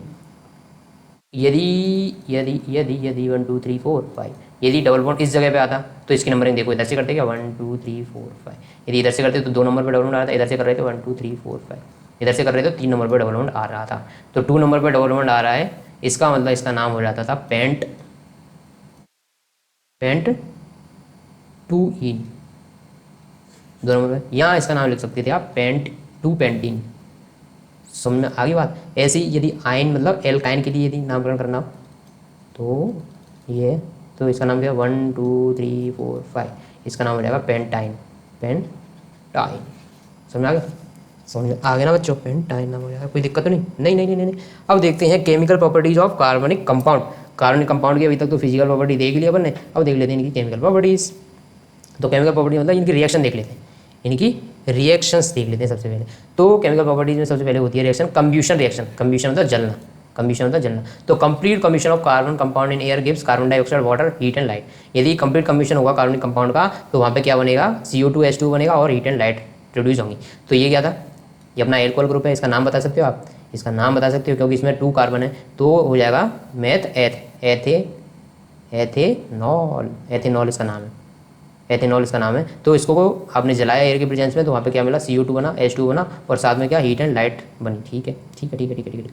यदि कार्बन नॉर्मली ऑक्सीजन से रिएक्ट करता है तो भी CO2 बनती है और हीट एंड लाइट बनती है वहाँ पे। जो सैचुरेटेड हाइड्रोकार्बन की चेंज होती हैं, सैचुरेट का मतलब समझते हो आप, सैचुरेटेड का मतलब होता है सिंगल बॉन्ड हो सिर्फ, तो वो तो जलती हैं अपनी ब्लू फ्लेम के साथ, कैसी, नीली रोशनी के साथ। पर यदि वहाँ पे डबल बॉन्ड या ट्रिपल बॉन्ड यानी कि अनसैचुरेटेड कार्बन चेन हो, अनसैचुरेटेड कार्बन चेन हो, तब वो जलती हैं बच्चों येलो फ्लेम के साथ, तब वो जलती हैं येलो फ्लेम के साथ। ठीक है, तो ये क्या है, CH4 है, सैचुरेटेड हाइड्रोकार्बन है CH4। सैचुरेटेड क्यों, क्योंकि सारे के सारे कैसे बॉन्ड है इसमें, सिंगल बॉन्ड है। अब इसको सफिशिएंट अमाउंट में यदि ऑक्सीजन से सप्लाई दी जाएगी तो वहाँ पे CO2 H2 और हीट एंड लाइट बनेगी। ठीक है, बट यदि हाइड्रोकार्बन जल रहा है, सैचुरेटेड है, जो कि सैचुरेटेड है, पर वहाँ पे ऑक्सीजन की अमाउंट यदि कम हो गई, तो यदि ऑक्सीजन की अमाउंट कम हो जाती है तब भी वहाँ पे येलो फ्लेम बन जाती है। और साथ में क्या बनता है वहाँ पे, येलो फ्लेम के साथ बनता है सूट। सूट का मतलब ये होता है, सूट मतलब जानते हो, धुआं धुआं धुआं धुआं कर देंगे। यदि आपने हमारे इलाके में आने की कोशिश करी तो इलाका धुआं धुआं हो जाएगा। तो धुआं धुआं कैसे हो जाता है, धुआं धुआं ऐसे हो जाता है कि यदि उसको सफिशिएंट अमाउंट में ऑक्सीजन या एयर नहीं मिली तो कंप्लीट बर्निंग नहीं होगी। कंप्लीट बर्निंग नहीं होगी तो वहाँ पे क्या प्रोड्यूस होगा, सूट। रूट और सूट, वो वाला सूट नहीं है ये सूट है, मतलब समझ रहे हो ना आप, सूट समझ रहे हो। जैसे कि अब क्या होता है, गैस पे, गैस है, गैस जलाते हो, गैस में आपने होल्स देखे होंगे ना, गैस में जो गैस का जो बर्नर होता है उसमें होल्स होते हैं। वो होल्स क्या होते हैं, प्रॉपर अमाउंट में ऑक्सीजन की सप्लाई हो पाए गैस को। यदि प्रॉपर अमाउंट में गैस की ऑक्सीजन की सप्लाई हो पाएगी तभी वहाँ पर जो फ्लेम आती है वो ब्लू फ्लेम आती है। जैसे वो ये जो होल्स होते हैं ब्लॉक होने लगते हैं तो वहाँ पर येलो फ्लेम चलने लगती है। क्यों, क्योंकि वहाँ पर ऑक्सीजन की अमाउंट कम हो गई, ऑक्सीजन की अमाउंट कम हो गई तो क्या हो जाता है, वहाँ पर फ्लेम जनरेट हो जाती है, कैसी, येलो कलर की। जो अनसैचुरेटेड कार्बन होते हैं, मतलब इसमें डबल बॉन्ड और ट्रिपल बॉन्ड होते हैं, वो तो हमेशा ही येलो फ्लेम देते हैं और सूट भी निकलेगा यहाँ से, धुआं भी निकलता है। हमेशा येलो फ्लेम क्यों देते हैं वो, हमेशा येलो फ्लेम क्यों देते हैं, क्योंकि बच्चों वो क्या है, अनसैचुरेटेड है। अनसैचुरेटेड को कितनी भी अमाउंट में ऑक्सीजन दे दो, भले कितनी भी अमाउंट में ऑक्सीजन दे दो, वो हमेशा येलो फ्लेम के साथ चलेगा और सूट भी क्रिएट करेगा, धुआं भी क्रिएट करेगा। ठीक है, अब देखो क्या होता है बच्चों, फ्यूल जैसे कि कोल और पेट्रोलियम होते हैं ना, उनमें क्या होता है, नाइट्रोजन और सल्फर होता है, और जलने पे क्या होता है, नाइट्रोजन और सल्फर के ऑक्साइड बन जाते हैं जो कि मैक्सिमम पॉल्यूटेंट बनाते हैं। जो पेट्रोलियम वगैरह होते हैं उनसे NO2 और SO2 निकलती है और ये क्या बनाती है, ये बनाते हैं पॉल्यूटेंट, एनवायरनमेंट को गंदा करते हैं। जैसे ये ऊपर जाएंगे NO2 और SO2 धीरे धीरे क्या होता है, ये गैस ही तो है, और गैस ऊपर जाएंगी और बादलों के जब पानी पड़ रहा होगा, पानी से रिएक्ट करेंगी, NO2 SO2 रिएक्ट करेंगी तो ये बना लेंगी, एसिड बनाएंगी, और एसिड बनाने की वजह से एसिड रेन हो जाती है। एसिड रेन होने का रीज़न क्या है, यही सारी गैसेज हैं। ठीक है, समझ में आ गया, एनी डाउट तो नहीं है। अब दूसरी टाइप की रिएक्शन, अभी तक अपने कौन सी रिएक्शन देखी इसकी, अभी तक अपने जो रिएक्शन देखी कंब्यूशन। तो जब भी कार्बन कंपाउंड कंब्यूशन शो करेंगे तो ऑक्सीजन से रिएक्ट करेंगे तो CO2 H2 बनाएंगे और हीट और लाइट प्रोड्यूस होगी। दूसरी टाइप की जो रिएक्शन है वो ऑक्सीडेशन रिएक्शन। ऑक्सीडेशन रिएक्शन में क्या होगा, ऑक्सीडाइजिंग एजेंट का यूज़ करेंगे। ऑक्सीडेशन कब होगा, जब कोई ऑक्सीडाइज करने के लिए यहाँ पे कोई प्रेजेंट हो तभी तो ऑक्सीडेशन होगा। तो यहाँ पर ऑक्सीडाइज करने के लिए जो चीज़ प्रेजेंट होती है उसका नाम है एल्कलाइन KMnO4। ये है एल्कलाइन KMnO4 यानी कि पोटेशियम परमैंगनेट हो गया। और या फिर होता है acidic potassium dichromate, acidic potassium dichromate, ये हो गया एसिडिक पोटेशियम डाइक्रोमेट, ये हो गया एल्कलाइन KMnO4। ये क्या करते हैं, ऑक्सीडाइजिंग एजेंट का काम करते हैं और इसको प्रोवाइड करते हैं ऑक्सीजन। तो यदि ये इसको ऑक्सीजन प्रोवाइड करेंगे, ऑक्सीडाइज करेंगे, तो ये ऑक्सीडाइज यानी कि ये क्या है, एथेनॉल है ना अभी, तो ये ऑक्सीडाइज होकर ये बना लेता है एथेनोइक एसिड। एथेनोइक एसिड किसकी प्रेजेंस में, ऑक्सीडाइजिंग एजेंट की प्रेजेंस में। ऑक्सीडाइजिंग एजेंट क्या क्या हो सकते हैं, एल्कलाइन KMnO4 यानी कि एल्कलाइन पोटेशियम परमैंगनेट, या फिर alkaline potassium dichromate K2Cr2O7। Alkaline नहीं, वो होता है एसिडिक, एसिडिफाइड ये K2Cr2O7, या फिर एल्कलाइन KMnO4। ये क्या करते हैं, ऑक्सीजन प्रोवाइड करते हैं, ऑक्सीडाइजिंग एजेंट का काम करते हैं, और जिसकी वजह से यदि ये कंप्लीट रिएक्शन को देखा जाए तो ये होता है यहाँ पे कि जो ऑक्सीडाइजिंग एजेंट होता है वो खुद क्या हो जाता है, रिड्यूस होता है, तो ये MnO2 वगैरह में रिड्यूस हो जाते हैं। बड़ी रिएक्शन यहाँ पे दिखाई नहीं गई आपकी एनसीईआरटी के हिसाब से, कुछ काम की नहीं है, उन्होंने सिर्फ यही दिखाया है कि ये ऑक्सीजन प्रोवाइड करते हैं, और ये ऑक्सीजन प्रोवाइड करने की वजह से क्या हो जाते हैं, ये ऑक्सीडाइज हो जाते हैं। तो एल्कोहल किस में ऑक्सीडाइज हो गया, ethanoic acid. Next addition reaction, next जो रिएक्शन है वो अपनी है acidic addition reaction, sorry. Addition reaction में क्या होता है, addition of di hydrogen with unsaturated hydrocarbon presence of catalyst such as nickel और पैलेडियम। निकल और पैलेडियम यहाँ पे क्या काम करते हैं, कैटलिस्ट का। और कैटलिस्ट क्या काम करता है, रेट ऑफ रिएक्शन को इंक्रीज कर देता है। तो जैसे ही निकल और पैलेडियम के साथ हाइड्रोजन गैस को रिएक्ट कराते हैं अनसैचुरेटेड हाइड्रोकार्बन से, तो वो बना लेता है सैचुरेटेड हाइड्रोकार्बन। ठीक है, अब कैटलिस्ट क्या काम करते हैं, रेट ऑफ रिएक्शन को इंक्रीज कर देते हैं। बट याद रहे, कैटलिस्ट कभी भी रिएक्शन में खुद कंज्यूम नहीं होते, इनको जितनी अमाउंट में डाला जाएगा लास्ट में ये उतने को उतने मिल जाते हैं। बट ये क्या कर देते हैं, रेट ऑफ रिएक्शन को इंक्रीज करा देते हैं। और इनकी बहुत सारी चीज़ें होती हैं वो इंटरनली कि ऐसा क्या करते हैं कि रेट ऑफ रिएक्शन बढ़ जाती है, वो आपको नहीं बढ़नी है। बट मैं थोड़ा एक चीज़ हिंट दे देता हूँ कि रेट ऑफ रिएक्शन ऐसे बढ़ जाती है क्योंकि ये सरफेस एरिया बढ़ा देते हैं, और सरफेस एरिया जैसे बढ़ गया तो रेट ऑफ रिएक्शन, मतलब रिएक्शन होने के लिए जगह ज़्यादा मिल गई ना, तो रेट ऑफ रिएक्शन बढ़ जाती है। और भी बहुत सारी चीज़ें कर सकते हैं, टेम्परेचर वगैरह में चेंज कर सकते हैं, वो आपको नहीं बढ़ना है। बस ये याद रखना है कि ये रेट ऑफ रिएक्शन को बढ़ाने का काम करते हैं, खुद कंज्यूम नहीं होते हैं रिएक्शन। ठीक है, कोई दिक्कत तो नहीं है। अब देखो, ये जो होते हैं ना अनसैचुरेटेड हाइड्रोकार्बन, ये ही यूज होते हैं कुकिंग ऑयल में, मतलब इनको कंज्यूम किया जा सकता है अनसैचुरेटेड को। बट सैचुरेटेड हाइड्रोकार्बन हेल्थ के लिए अच्छे नहीं हैं, हेल्थ के लिए अच्छे नहीं हैं, इनको कंज्यूम नहीं करना चाहिए। तो ये कहाँ पे मिलते हैं, एनिमल जो फैट होता है उनमें जनरली सैचुरेटेड फैटी एसिड होते हैं which are not good for health, जबकि जो वेजिटेबल ऑयल होते हैं, कुकिंग ऑयल जिनको यूज़ करते हैं अपन, वो होते हैं अनसैचुरेटेड हाइड्रोकार्बन, इसीलिए उनको यूज़ कर सकते हैं, हेल्थ के लिए ज़्यादा हार्मफुल नहीं। अब बात करते हैं सब्स्टिट्यूशन रिएक्शन। सब्स्टिट्यूट मतलब एक चीज़ को दूसरी चीज़ से सब्स्टिट्यूट किया जाएगा। Replacement of one or more hydrogen atom of an organic molecule by another atom or group of molecule is known as substitution reaction. तो सब्स्टिट्यूशन रिएक्शन में क्या होता है बच्चों, वैसे तो जो सैचुरेटेड हाइड्रोकार्बन होते हैं वो अनरिएक्टिव होते हैं in the presence of most reagent. But क्या होता है, सनलाइट के प्रेजेंट में क्लोरीन क्या करती है, ऐड हो जाती है हाइड्रोकार्बन से, वेरी फास्ट रिएक्शन होती है। तो इसमें होता क्या है, क्लोरीन रिप्लेस कर देती है हाइड्रोजन को, हाइड्रोजन की एक एटम को रिप्लेस कर देती है, और इस तरह से क्या हो जाता है, सब्स्टिट्यूशन रिएक्शन हो जाती है। सब्स्टिट्यूशन मतलब एक टाइप के एटम ने दूसरे टाइप के एटम को रिप्लेस कर दिया। तो यहाँ पे हाइड्रोजन को रिप्लेस कर दिया क्लोरीन ने, तो CH4 में क्या हुआ है, एक हाइड्रोजन ने कैल्शियम इसको रिप्लेस कर दिया और CH3Cl+ H हो रहा है। ये रिएक्शन होती है सनलाइट की प्रेजेंस में। किसके प्रेजेंस में, सनलाइट की प्रेजेंस में। अब देखते हैं, अभी तक अपन ने केमिकल प्रॉपर्टीज पढ़ ली। केमिकल प्रॉपर्टीज में देखा कम्ब्यूशन कैसे करते हैं, कम्ब्यूशन कैसे करते हैं, एडिशन रिएक्शन क्या होती है इनकी, सब्स्टिट्यूशन रिएक्शन क्या होती है किसकी, कार्बनिक कंपाउंड की। ये तीनों चीज़ देख ली। अब देखते हैं कुछ इंपॉर्टेंट कार्बन के कंपाउंड। ऐसे तो कार्बन के कंपाउंड बहुत होते हैं, बट अपने जो काम के हैं, जो मेनली इंपॉर्टेंट अपने लिए, उनकी बात करेंगे अपन, सिर्फ उन्हीं की बात करेंगे। तो मेनली जो आपकी बुक में आपके लिए दे रखे गए वो दो कंपाउंड हैं, दो कौन कौन से हैं, उनका नाम बताओ। आपको नाम बताएगा उनको, बताओ। एक मिनट चार्ज लगा लूँ इसको, मेरा लैपटॉप चार्ज हो जा रहे। तो बात करते हैं बच्चों, सबसे पहले कौन किसकी बात करनी है आपको, एथेनॉल की और एथेनोइक एसिड की बात करनी है आपको मेनली। आपके सिलेबस के हिसाब से एथेनॉल एंड एथेनोइक एसिड की ही बात करनी है। सर बात क्यों करनी है, पढ़ना है मुझे, तो चलो पढ़ा देते हैं आपको एथेनॉल और एथेनोइक एसिड। सबसे पहले बात करते हैं एथेनॉल। एथेनॉल को कैसे, इसका फॉर्मूला क्या है, CH3CH2OH। एथेनॉल ये इसका फॉर्मूला है। इसको सामान्यतः किस नाम से जाना जाता है, एथाइल एल्कोहल। इसकी प्रॉपर्टी क्या है, ये कलरलेस है, इनफ्लेमेबल है, आग लगाओ तो जल जाएगा। It is miscible with water in all proportion. ये वाटर में कितने भी प्रोपोर्शन में क्या हो जाता है, घुल जाता है, कितनी प्रोपोर्शन में घुल जाता है। और ये अच्छा सॉल्वेंट भी है, इसीलिए इसका यूज होता है मेडिकल सेक्टर में टिंचर ऑफ आयोडीन बनाने के लिए, सॉल्वेंट के रूप में। कप सिरप वगैरह होती हैं उनमें सॉल्वेंट के रूप में, मतलब इनमें चीज़ों को घोला जाता है। इसीलिए कप सिरप में आपने देखा होगा, कप सिरप पीने में कभी कभी इसमें वार्निंग लगी रहती है, क्योंकि इससे डेजीनेस आती है। तो आप इसको ज़्यादा अमाउंट में कंज्यूम ना करें कप सिरप को, क्योंकि इसमें होता है एथेनॉल। और एथेनॉल वही चीज़ है बच्चों जो कि वाइन यानी कि शराब वगैरह में कंज्यूम करने में जो लोग कंज्यूम करते हैं ना, वो एथेनॉल ही होता है।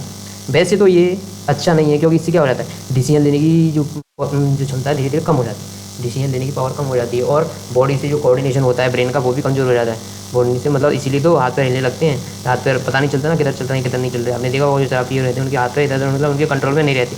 क्यों नहीं रहते उनके कंट्रोल में? क्योंकि ये नर्वस सिस्टम पे अटैक करता है। नर्वस सिस्टम की वजह से अटैक करने की वजह से क्या हो जाता है कि अपने हाथ पैर से कंट्रोल हट जाता है, और भी बहुत सारे इसके डिसएडवांटेज होते हैं। अब यदि किसी ने गलती से मेथेनॉल कंज्यूम कर लिया, एथेनॉल की जगह मेथेनॉल कंज्यूम कर लिया, तो थोड़े अमाउंट में कंज्यूम करने से उसकी डेथ हो सकती है, क्योंकि मेथेनॉल क्या हो जाता है, ऑक्सीडाइज हो जाता है टू मेथेनॉल। मेथेनॉल किसमें ऑक्सीडाइज होता है? मेथेनॉल में। और मेथेनॉल क्या है? एल्डिहाइड है ना, ये आ रहा है ना, हाँ। मेथेनॉल क्या है? ये लिवर में जाता है और रिएक्ट करता है रैपिडली, और क्या बना लेता है? कोगुलेट्स बना लेता है। ठीक है, प्रोटोप्लाज्म को कोगुलेट्स, मतलब कोगुलेट्स का मतलब क्या होता है? प्रोटोप्लाज्म जो होता है उसका ऐसे धक्का, मतलब यहाँ पे बड़े बड़े ऐसे करके उनको मतलब पार्टिकल्स को आपस में जोड़ देता है, और ये क्या करते हैं? फर्दर ब्लॉक कर देते हैं, चीज़ों को ब्लॉक कर देते हैं, जिसकी वजह से क्या हो जाता है कि मौत भी हो सकती है। और ये ऑप्टिक नर्व को भी इफेक्ट करता है। मेथेनॉल होता है ऑप्टिक, मतलब आई की नर्व को इफेक्ट करता है, जिसकी वजह से ब्लाइंडनेस मतलब अंधापन भी आ सकता है। तो एथेनॉल किस लिए यूज़ किया जाता है? इंडस्ट्रियल एप्लीकेशन के लिए इसका यूज़ होता है, और इसके एथेनॉल के मिस यूज़ को रोकने के लिए इंडस्ट्रियल यूज़ होता है इसका, इसके मिस यूज़ को रोकने के लिए इसको क्या बनाया जाता है? पॉइजनस बनाया जाता है, क्योंकि इंडस्ट्री में जो एथेनॉल सप्लाई होता है ना वो कम रुपीज़, मतलब उस पर ड्यूटी एक्स्ट्रा ड्यूटी वगैरह होती है वो कम लगती है, तो लोग इसका गलत इस्तेमाल भी कर सकते हैं, गलत इस्तेमाल कर सकते हैं ना, कि वो बाहर बेच दें, मतलब कंज्यूम करने का मजा है। इसीलिए इसको क्या करते हैं, इसमें बहुत तरह की डाई मिला दी जाती है, और बहुत सारी पॉइजनस सब्सटेंस मिला दिए जाते हैं, जैसे कि मेथेनॉल मिला दिया, और मेथेनॉल तो आपको पता ही कंज्यूम करते ही मौत हो जाती है, डेथ। और डाई क्यों मिलाते हैं? ताकि इसका कलर पता रहे कि इस कलर का है, कलर पता रहे, तो इसमें कलर एल्कोहल ब्लू, ठीक है, ब्लू कलर की जैसे डाई मिला दी, इससे क्या होगा? इसको आइडेंटिफाई करना ईजी हो जाएगा कि ये क्या चीज़ है। और इसी को बोलते हैं डीनेचर्ड एल्कोहल। डीनेचर्ड एल्कोहल क्या है? इंडस्ट्री में यूज होने वाला एल्कोहल जिसमें डाई मिली हुई है और मेथेनॉल मिला हुआ है, मतलब जो इसको कंज्यूम मतलब पी नहीं सकते हैं बच्चों, सिर्फ इंडस्ट्री में यूज जो भी काम होते हैं उनमें यूज़ किया जा सकता है। तो रिएक्शन देखते हैं एथेनॉल की रिएक्शन देते हैं, बहुत सारी बातें होंगी इसके बारे में, इसकी रिएक्शन देखते हैं। तो जब ये सोडियम से रिएक्ट करता है तो ये बनाता है sodium ethoxide, CH3CH2ONA, sodium ethoxide बनाता है। समझ आ गया? ओके, नाउ इसकी रिएक्शन देखते हैं। H2SO4 H2SO4 से यदि इसको जब रिएक्शन करा लोगे बच्चों, तो यदि आपने H2SO4 से रिएक्शन करा ली तो और H2SO4 क्या करता है? डिहाइड्रेशन कर देता है इसका। डिहाइड्रेशन मतलब समझते हो? डिहाइड्रेशन मतलब इसमें से पानी खींच के निकाल देगा ये, क्योंकि ये क्या देगा? ये क्या एसिड है तो H+ तो देगा ही देगा, और H+ ने दिया तो इसकी OH से रिएक्ट कर देगा, और इससे पानी निकल गया और ये बना लेता है ये CH2 और H2O निकल गया। डिहाइड्रेशन कर देता है इसका, मतलब इसका पानी खींच लेता है। कोई डाउट तो नहीं होना चाहिए, क्योंकि कंसंट्रेशन H2SO4 जो होता है वो डिहाइड्रेटिंग एजेंट की तरह काम करता है, और ये रिएक्शन होती है 443 केल्विन। आपका क्या काम है? इसको तुरंत कन्वर्ट कर लेना है डिग्री सेंटीग्रेड में, क्योंकि ये अपने लिए ईजी होता है, ठीक है, डिग्री सेंटीग्रेड में कन्वर्ट कर लें। अब एल्कोहल का आजकल फ्यूल के रूप में भी यूज़ किया जाता है। क्यों किया जाएगा? क्यों यूज़ करेंगे? तो इसका यूज़ इसलिए करते हैं क्योंकि मैंने अभी बताया ना कि फ्यूल में क्या निकलता है, फ्यूल में जो पेट्रोलियम वगैरह होता है इसमें NO2 SO2 निकलता है, और ये एसिड बना लेते हैं फर्दर वाटर के साथ रिएक्ट करके, और ये एसिड बना लेंगे तो एसिड रेन के लिए रेस्पॉन्सिबल होते हैं, जो कि एसिड रेन के क्या नुकसान है ये तो अपने पढ़ ही चुके हैं अपन। एसिड सॉइल को क्या कर देंगे? एसिडिक कर देंगे, और अपनी क्रॉप्स वगैरह प्रॉपर्ली उग नहीं पाएंगे, ठीक है। तो इसीलिए क्या करते हैं? एथेनॉल का यूज़ करने लगे हैं, क्योंकि एथेनॉल बर्न होने पर सिर्फ CO2 वगैरह बनाता है, CO2 और वाटर बनाता है, जो कि हार्मफुल है बट उतनी नहीं है जितनी कि NO2 और SO2 होते हैं, ठीक है। Any doubt? नहीं। अभी तक एथेनॉल की बात करी, अब बात करेंगे एथेनोइक एसिड। कौन सा एसिड? Ethanoic acid. इसका फॉर्मूला ये रहा CH3। इसको एसिडिक एसिड के नाम से जाना जाता है कॉमनली, और 5 to 8% of ethanoic acid is known as vinegar, ठीक है। 5 से लेके 8% एसिडिक एसिड को जब वाटर में मिला दिया जाता है तो इसको विनेगर बोलते हैं। तो मतलब विनेगर क्या हुआ? Diluted ethnic acid, diluted acetic acid, क्योंकि एसिटिक एसिड क्या है? एथेनिक एसिड को ही बोला जाता है। तो डाइल्यूटेड एसिटिक एसिड या डाइल्यूटेड एथेनिक एसिड को ही बोला जाता है सिरका, विनेगर। और इसका यूज़ क्या होता है बच्चों? इसका यूज़ होता है बच्चों प्रिजर्वेटिव्स के रूप में, मतलब अचार के प्रिजर्वेटिव्स के रूप में, मतलब अचार के प्रिजर्वेटिव मतलब समझ रहे हो ना आप, कि अचार को लंबे टाइम तक सुरक्षित रखने के लिए उसमें सिरका मिला दिया जाता है ताकि वो लंबे टाइम तक चल सके। और इसका मेल्टिंग पॉइंट होता है प्योर एथेनिक एसिड का, वो होता है 290 केल्विन। 290 केल्विन को आपको चेंज करना है डिग्री सेंटीग्रेड में तो कर सकते हो ना, मतलब 17 डिग्री सेंटीग्रेड, 17 डिग्री सेंटीग्रेड पे ये बर्फ जैसी सब्सटेंस होगा, 17 से ऊपर ये लिक्विड फॉर्म में रहता है। तो जहाँ पर ये 70 डिग्री सेंटीग्रेड पर बर्फ जैसी सब्सटेंस क्रिएट होता है, तो इसकी जो बर्फ बनती है ना वो कैसी होती है, ग्लेशियर टाइप की होती है, वो होती है ग्लेशियर टाइप की, इसीलिए इसको बोला जाता है ग्लेशियल एसिटिक एसिड, क्योंकि ये फ्रीज होने के बाद ग्लेशियर जैसी बर्फ बना देता है, ग्लेशियर जैसी बर्फ बनाता है, इसीलिए इसको बोला जाता है ग्लेशियल एसिटिक एसिड। ठीक है, ये तो पता चली गया, क्योंकि एसिडिक नेचर का, इस नाम में एसिड लगा हुआ है तो ये एसिडिक नेचर का होता है, पर ये उतना स्ट्रॉन्ग एसिड नहीं होता जैसे कि H2SO4 हुआ, वो तो आयंस में टूट जाते हैं ना, ये इतना स्ट्रॉन्ग एसिड नहीं है, बट ये वीक एसिड है। कैसा है एसिड है? वीक। पर वीक के पर एसिड तो है, तो ये भी क्या करेगा, अनिल अम्ल नीले को लाल करते हैं, मतलब ब्लू लिटमस पेपर को रेड कर देता है। कलरलेस होता है, कलरलेस होता है। पंजेंट स्मेल होती है इसकी, पंजेंट स्मेल होती है इसकी, और तो कोई दिक्कत नहीं है इसमें। ये वाटर में ऑल प्रोपोर्शन में घुल जाता है, जैसा कि एथेनॉल भी घुल जाता है, कोई दिक्कत नहीं। अब इसकी केमिकल रिएक्शन देखते हैं, इसकी देखते हैं केमिकल रिएक्शन। तो इसकी केमिकल रिएक्शन कुछ इस तरह से है बच्चों, जब जब जब जब जब जब जब जब जब जब जब एथिनोइक एसिड को, ये एथिनोइक एसिड है CH3, जब इसको एल्कोहल से रिएक्ट कराया जाता है, कब? एसिड की प्रेजेंस में रिएक्ट कराया जाता है, तो ये बनाता है CH3COO2H5। ये क्या है, ये क्या है, ये क्या है? इसको बोलते हैं एस्टर, इसको बोलते हैं एस्टर, और इसका जो नाम है वो है एथाइल एथेनॉइड, क्योंकि ये इथाइल ग्रुप जुड़ा हुआ है और ये एथेनॉइड है। इथाइल एथेनॉइड नाम है, साथ में वाटर बनता है, क्योंकि एस्टर की बहुत ही प्यारी स्मेल होती है, बहुत ही प्यारी स्मेल होती है, इसलिए इसका यूज होता है परफ्यूम में और फ्लेवरिंग एजेंट में, परफ्यूम में और फ्लेवरिंग एजेंट। अच्छा, मेल्टिंग पॉइंट और बॉइलिंग पॉइंट तो मैंने बताया नहीं ना अभी आपको, वैसे बता दिया, तो एथिनिक एसिड का मेल्टिंग पॉइंट और बॉइलिंग पॉइंट बताया था आपको। एथिनिक एसिड था, इसका मेल्टिंग पॉइंट और बॉइलिंग पॉइंट क्या होता है, तो मेल्टिंग पॉइंट तो अभी बताया था 290 केल्विन, जो 17 डिग्री सेंटीग्रेड आया, बॉइलिंग पॉइंट 291 केल्विन। अब आप इसको किस में निकालोगे, ये किस में निकालोगे आप, बताओ बताओ बताओ, डिग्री सेंटीग्रेड में। तो वो एथेनॉल का होता है कितने केल्विन मेल्टिंग पॉइंट, और बॉइलिंग पॉइंट जो होता है 351 केल्विन। ये काफ़ी नेगेटिव में आएगा, इसलिए एथेनॉल आपने कभी जमा हुआ जनरली देखा नहीं होगा, जमा हुआ क्यों नहीं देखा हो, क्यों नहीं देखा हो, क्योंकि उसका मेल्टिंग पॉइंट काफ़ी कम है बच्चों, इतनी कम टेम्परेचर ले जाओगे तब जाके वो आइस फॉर्म में कन्वर्ट होता है।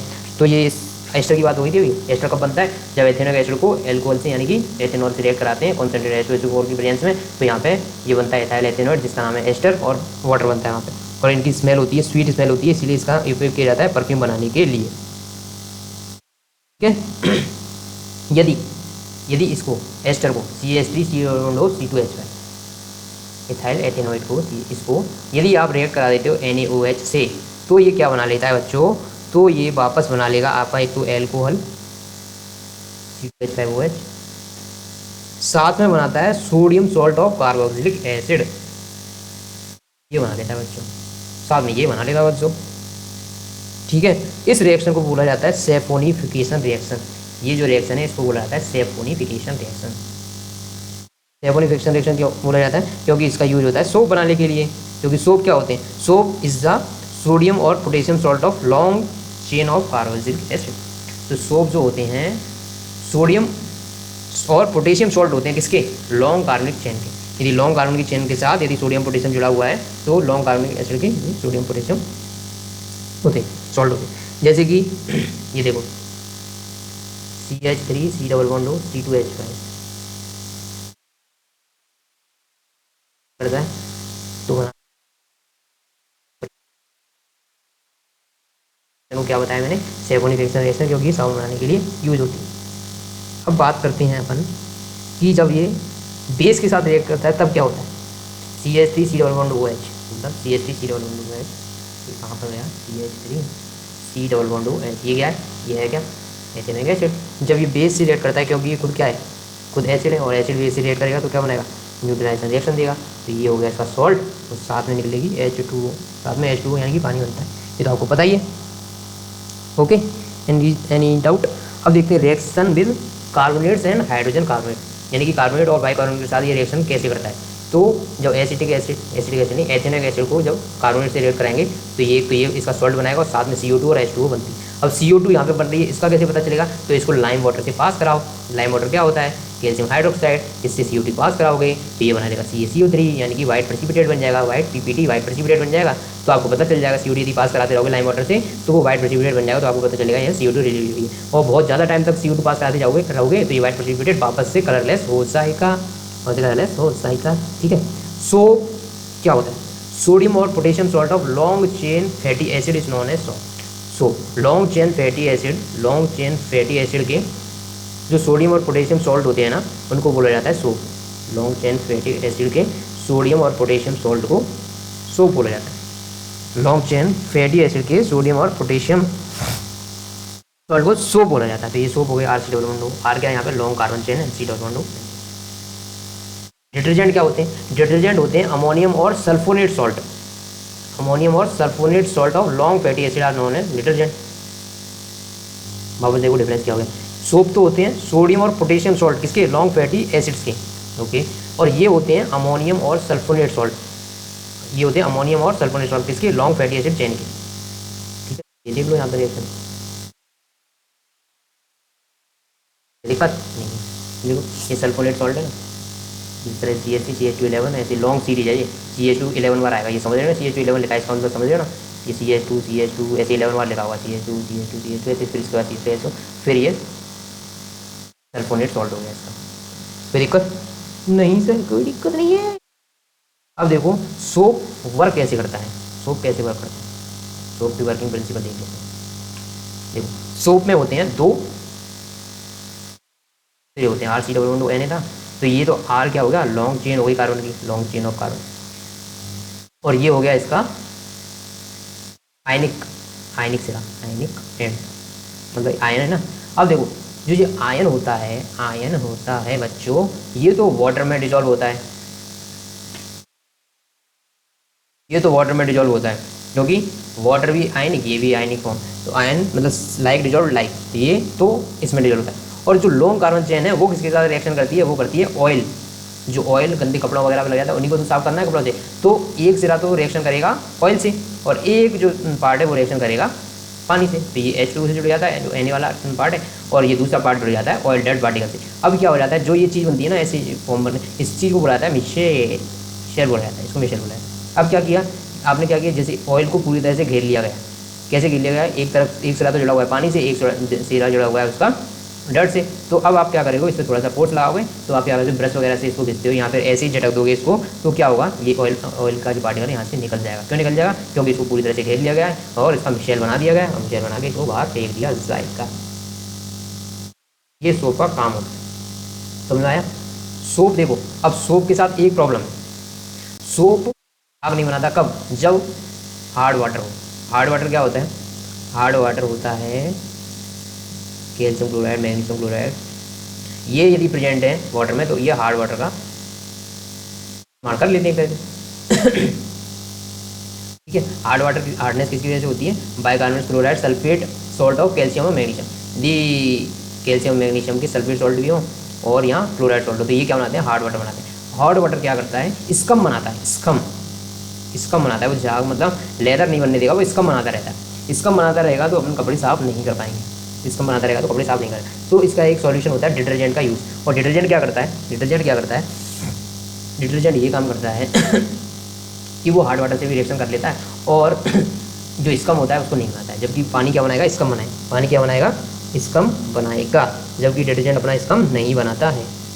इसीलिए जो डिटर्जेंट होता है वो ज़्यादा अच्छा रहता है। ज़्यादा अच्छा क्यों रहता है, क्योंकि वो स्कम नहीं बनाता, डायरेक्ट ही उसको जो हार्डनेस क्रिएट करनी है उनसे डायरेक्ट रिएक्शन कर लेता है, उनको हटा देता है। मैंने अभी जो बात बताई थी ना, एक सिरा होता है जो पानी को प्यार करता है, इसको बोलते हैं हाइड्रोफिलिक, और जो पानी से दूर भागता है मतलब डर्ट से प्यार करता है उसको बोलते हैं हाइड्रोफोबिक। फोबिया समझते हो ना, किसी चीज़ से दूर भागना, किसी चीज़ का डर होना, फोबिया मतलब किसी चीज़ का डर होना, दूर भागना नहीं, किसी चीज़ का डर होना, तो इसको डर है ना, किसको, लॉन्ग कार्बन चेन को वाटर से डर लगता है, मतलब हाइड्रोफोबिक है वो, और जबकि दूसरा सिरा है वो वाटर से रिएक्ट करता है तो वो हाइड्रोफिलिक है, ओके।